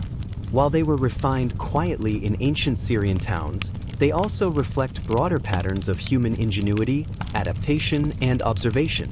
Across regions, builders noticed, borrowed, and adapted ideas, creating subtle variations suited to local climates and materials. The principles behind wind towers, capturing and channeling air, enhancing cooling through water and evaporation, and modulating airflow with shutters or lattice, were remarkably universal. In coastal areas of the eastern Mediterranean, builders might adjust tower orientation to leverage sea breezes, while in desert interiors, channels were widened and auxiliary shafts added to capture scarce wind. Even the smallest domestic towers incorporated these principles, demonstrating that functionality could be scaled to household size and resources. Cultural exchange played a quiet but significant role. Merchants, Travelers and apprentices shared subtle observations about wind patterns, water integration, and architectural adjustments. Knowledge diffused incrementally. A lattice technique from one town might inspire slight adjustments in another. A water channel configuration could be refined based on observed effects elsewhere. These exchanges were often unremarkable, almost invisible, conversations over meals, casual observations during visits, but cumulatively they spread subtle innovations across regions. The role of apprenticeship in this process cannot be overstated. Builders trained sons, nephews, or young apprentices who learned not through formal manuals but by hands-on observation, repetition, and careful correction. Minor mistakes, unexpected drafts, or accidental swirling air currents became lessons in cause and effect, patience, and subtle problem-solving. This generational transmission of knowledge was essential for the survival of the craft. Techniques evolved slowly, deliberately, without fanfare, creating a quiet lineage of expertise that persisted across centuries. Even minor domestic quirks contributed to cross-cultural learning. A lattice misalignment in one household that produced a particularly pleasant swirl might be observed by a visiting family, adapted slightly, and replicated elsewhere. A small adjustment to water flow that enhanced cooling could become a regional practice. These incremental, almost accidental improvements illustrate the quiet, patient nature of technological evolution. Knowledge was spread by observation, imitation, and careful experimentation rather than written manuals or grand declarations. In addition to climate adaptation, wind towers subtly reinforced social and domestic behaviors. Households became attuned to environmental patterns. Children learned to anticipate breezes, residents adjusted mats or cushions, and daily routines synchronized with airflow. Subtle cues, faint swirls of air, cooler corners, or lightly stirred curtains guided domestic life. These small interactions contributed to comfort, efficiency, and harmony, demonstrating that architecture was not merely static but an active participant in daily existence.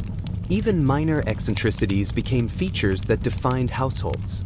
Slightly curved channels, multi-level shafts, or intricate lattice patterns were sometimes the accidental result of construction errors but were preserved because they enhanced airflow. Children and apprentices learned to observe these effects and integrate them into routine adjustments. These quirks illustrate that innovation is often iterative, patient, and influenced as much by accidents as by deliberate planning. Water integration continued to play a central role. Fountains, basins, and channels moderated temperature and humidity, enhancing comfort without mechanical intervention. Small adjustments, tilting a channel, adjusting a basin, or changing water levels, produced subtle yet perceptible effects on interior climate. Families and apprentices learned to fine-tune these interactions, developing a nuanced understanding of evaporation, airflow, and heat absorption. Over decades, cumulative experience created highly refined domestic environments. Urban design was also influenced by these principles. Narrow streets, courtyards, and building placement all enhanced airflow. Communities collectively optimized microclimates, often without formal coordination. Subtle social conventions, observing neighbors' adjustments, emulating effective practices, or positioning channels for optimal wind capture, created quiet collaboration across households. The result was neighborhoods that functioned as organically coordinated systems, maximizing comfort and minimizing stagnation. Regional materials shaped the adaptation of wind towers. Brick, mud, and stone each had distinct thermal properties, influencing interior temperature and humidity. Builders observed the interaction of material, sun, and airflow, adjusting tower design accordingly. Windows, lattice panels, and channel widths were modified to complement local materials. Even minor environmental shifts were accounted for over time, producing homes that were highly responsive to climate conditions. Apprentices and children played a vital role in maintaining and refining these adaptations. Minor domestic dramas, papers fluttering, mats shifting, or curtains swirling, served as lessons in airflow and environmental adjustment. Observation, gentle correction, and iterative experimentation were central to knowledge transmission. Over generations, these practices accumulated, producing households and neighborhoods that were remarkably comfortable and efficient, despite the absence of formal theory or documentation. Even in smaller or modest homes, subtle adaptations made a meaningful difference. A single-channel tower with careful lattice and minor water integration could produce perceptible comfort. Families internalized patterns of airflow, developed subtle maintenance routines, and cultivated observation skills. Minor eccentricities became normalized, domestic routines synchronized with environmental patterns, and practical knowledge was transmitted seamlessly to the next generation.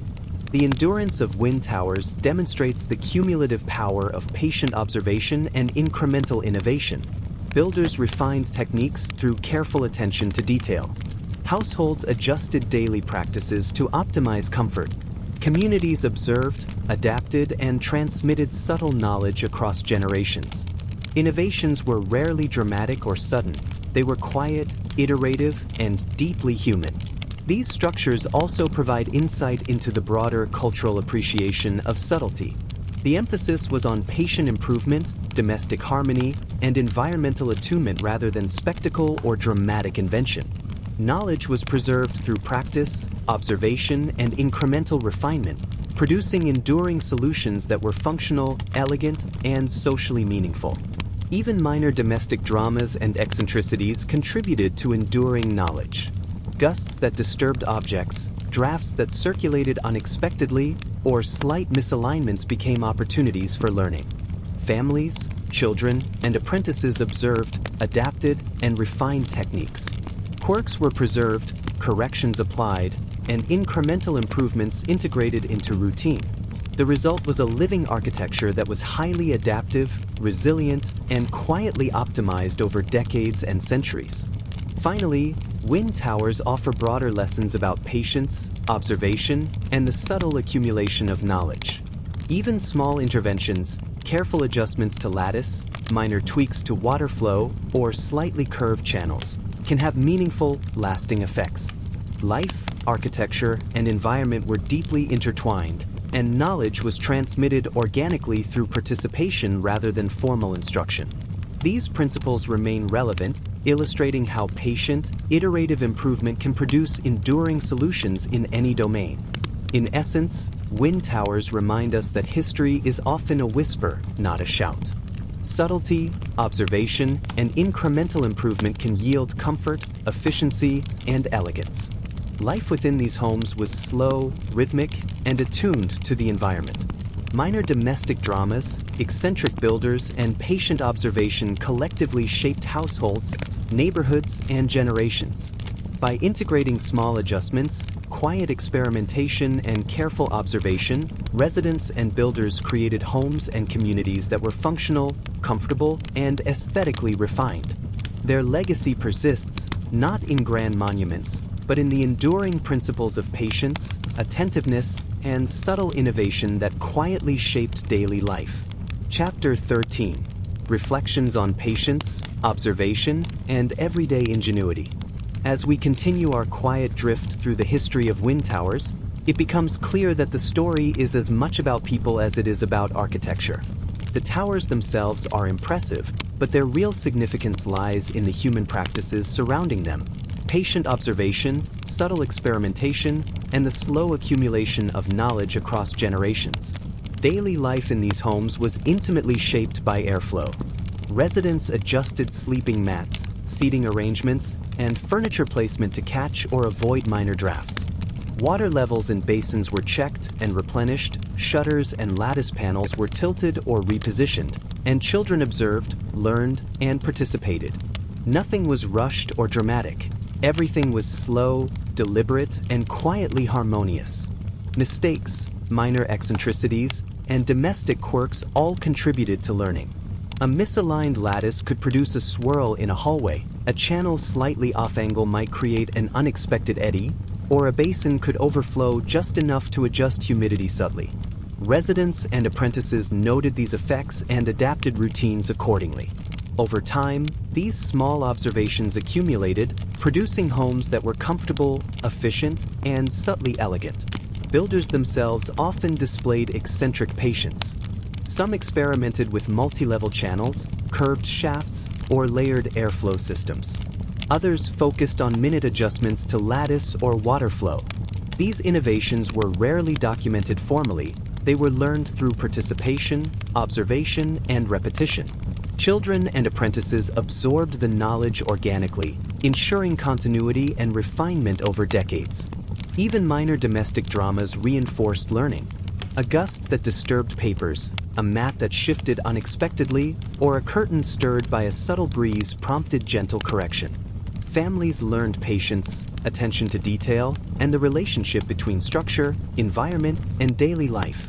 These small lessons were repeated, transmitted, and refined over generations, embedding practical wisdom deeply into domestic practice. Urban integration amplified these lessons.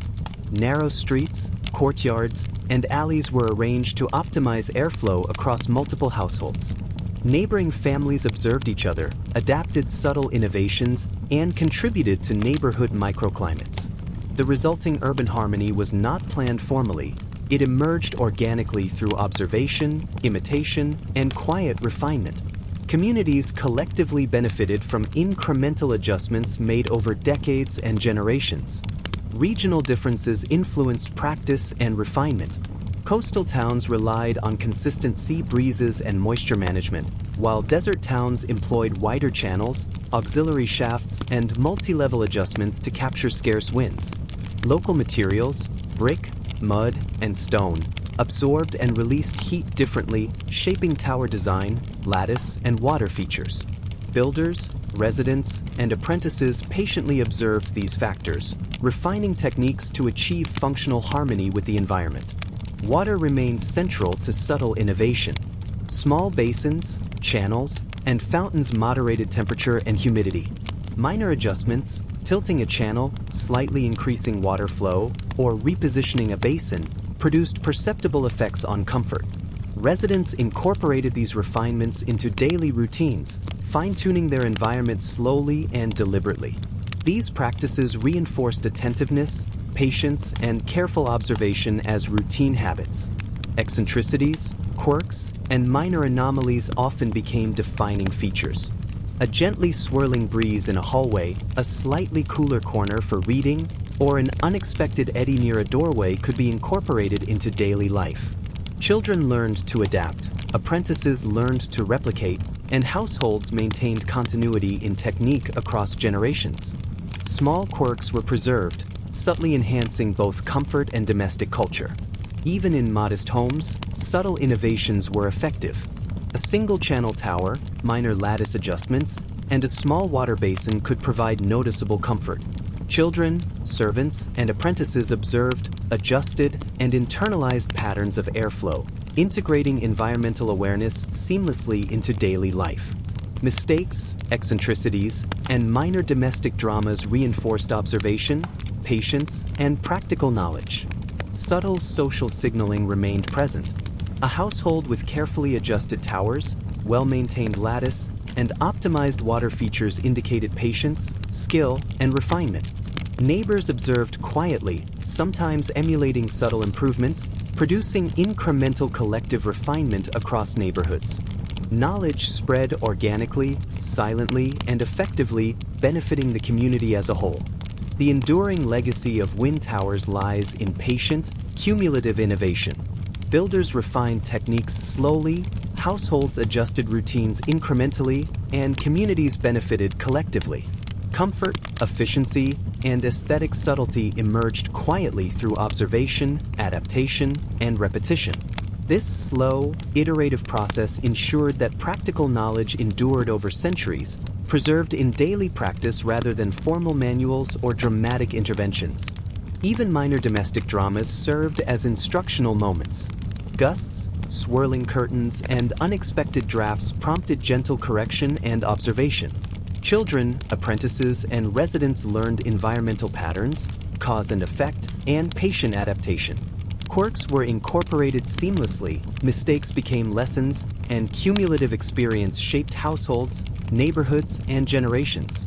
These practices highlight a key principle: subtle, patient improvement is often more enduring than dramatic innovation. Minor adjustments, careful observation, and incremental experimentation produced homes that were functional, comfortable, and elegant. Life within these households was slow, rhythmic, and attuned to environmental patterns, demonstrating that true mastery is often quiet, iterative, and cumulative. Regional adaptation and cross-cultural exchange enhanced these principles. Builders observed techniques from neighboring towns, merchants carried knowledge across trade routes, and apprentices learned through practical experience. Subtle innovations, slightly curved channels, multi-level shafts, intricate lattice, and water integration spread organically, refining practice over generations. The result was an enduring, quietly effective architectural tradition. Finally, wind towers remind us that architecture is not merely static. It is a dynamic partner in domestic life, shaping routines, habits, and comfort through subtle cues. Airflow, water, and design interacted gently with human behavior, producing harmony, elegance, and comfort. Knowledge was transmitted organically, observed patiently, and refined incrementally. This interplay between human and environment exemplifies the quiet, enduring power of patient adaptation. In essence, the story of wind towers is a story of patience, subtlety, and human ingenuity. Mistakes, quirks, and minor domestic dramas were essential, providing lessons in observation, adjustment, and refinement. Children and apprentices absorbed knowledge organically, ensuring continuity. Communities adapted collectively, benefiting from incremental improvements. And through it all, households achieved comfort, elegance, and harmony in the slow, rhythmic flow of daily life. Wind towers teach that history is often whispered, not shouted. Subtlety, patient observation, and cumulative improvement produce enduring results. Life within these homes was quiet, attentive, and harmonized with the environment. Minor domestic dramas, eccentric builders, and careful observation collectively shaped households, neighborhoods, and generations. The legacy of these towers persists in the enduring principles of patience, attentiveness, and subtle. Chapter 14.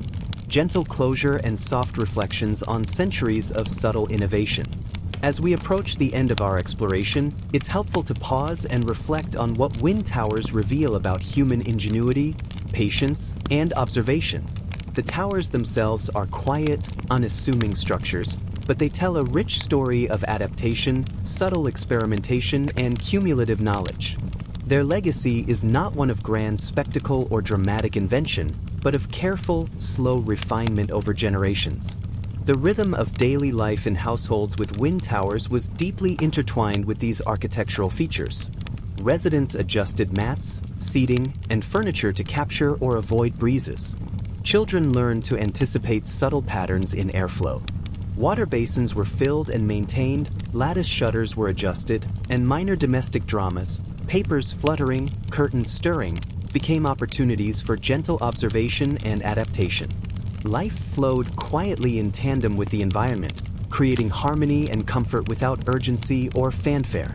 Eccentric builders, patient households, and attentive apprentices all contributed to the ongoing refinement of tower design. Slightly curved channels, multi-level shafts, and intricate lattice patterns produced subtle but meaningful improvements in airflow.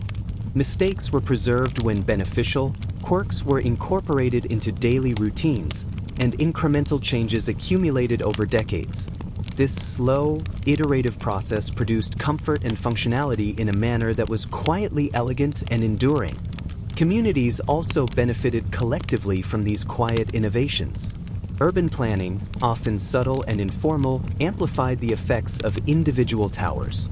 Narrow streets, strategically placed courtyards, and coordinated positioning of towers produced microclimates that enhanced comfort across entire neighborhoods. Knowledge spread organically through observation, imitation, and polite emulation, creating neighborhoods that were subtly optimized for daily life. Even small households exemplified these principles. A single-channel tower, modest water features, and carefully adjusted lattice panels could produce noticeable comfort. Children and apprentices absorbed knowledge through participation, integrating subtle lessons into routine observation and adjustment. Domestic life, environmental awareness, and practical knowledge became inseparable, producing a quiet rhythm that endured across generations. Water remained a central element, enhancing airflow, moderating temperature, and subtly influencing humidity. Adjustments were minor yet impactful. Tilting a channel, repositioning a basin, or adjusting water flow produced subtle improvements. Residents learned to observe these effects and refine daily routines accordingly. These interactions fostered attentiveness, patience, and careful observation as habitual elements of domestic life. Eccentricities and minor quirks often became defining features. Gentle swirls near seating areas, slightly cooler corners for reading, or unexpected eddies in hallways were incorporated seamlessly into daily routines. Children learned to observe, adapt, and anticipate environmental effects. Apprentices absorbed subtle techniques. Families maintained continuity across generations, preserving both comfort and cultural memory. Maintenance rituals reinforced this continuity. Sweeping channels, adjusting shutters, and replenishing water basins became routine tasks, embedding knowledge in daily life.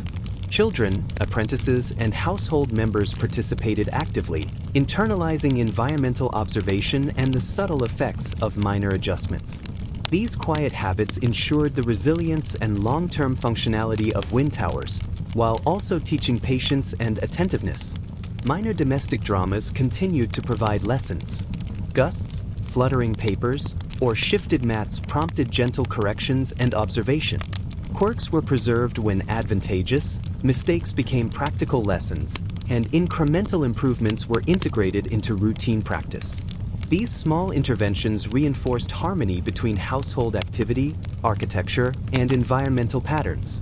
The endurance of wind towers illustrates the quiet power of incremental refinement. Builders and households refined techniques patiently, communities adapted collectively, and practical knowledge accumulated slowly. Comfort, elegance, and social signaling emerged quietly through observation, adjustment, and repetition rather than dramatic invention or formal instruction. The result was enduring functional sophistication, elegance, and domestic harmony. Even subtle lessons traveled across regions. Builders, apprentices, and travelers exchanged observations about lattice patterns, channel curvature, and water integration. These exchanges, often informal and unremarkable in isolation, spread knowledge incrementally. Communities adopted minor adjustments, producing subtle innovations across generations and reinforcing cumulative learning. The story of wind towers emphasizes the value of patience, observation, and attentive adaptation. Daily life, minor domestic dramas, and gentle experimentation were integral to household functioning. Children and apprentices absorbed lessons naturally, ensuring continuity of practical knowledge. Minor quirks and mistakes were preserved or adapted, contributing to cumulative improvement. Even modest interventions produced enduring benefits, demonstrating that subtle, iterative innovation often surpasses dramatic invention in its lasting impact. These quiet innovations also fostered social cohesion. Households and neighborhoods aligned their practices through observation, polite emulation, and subtle adjustments.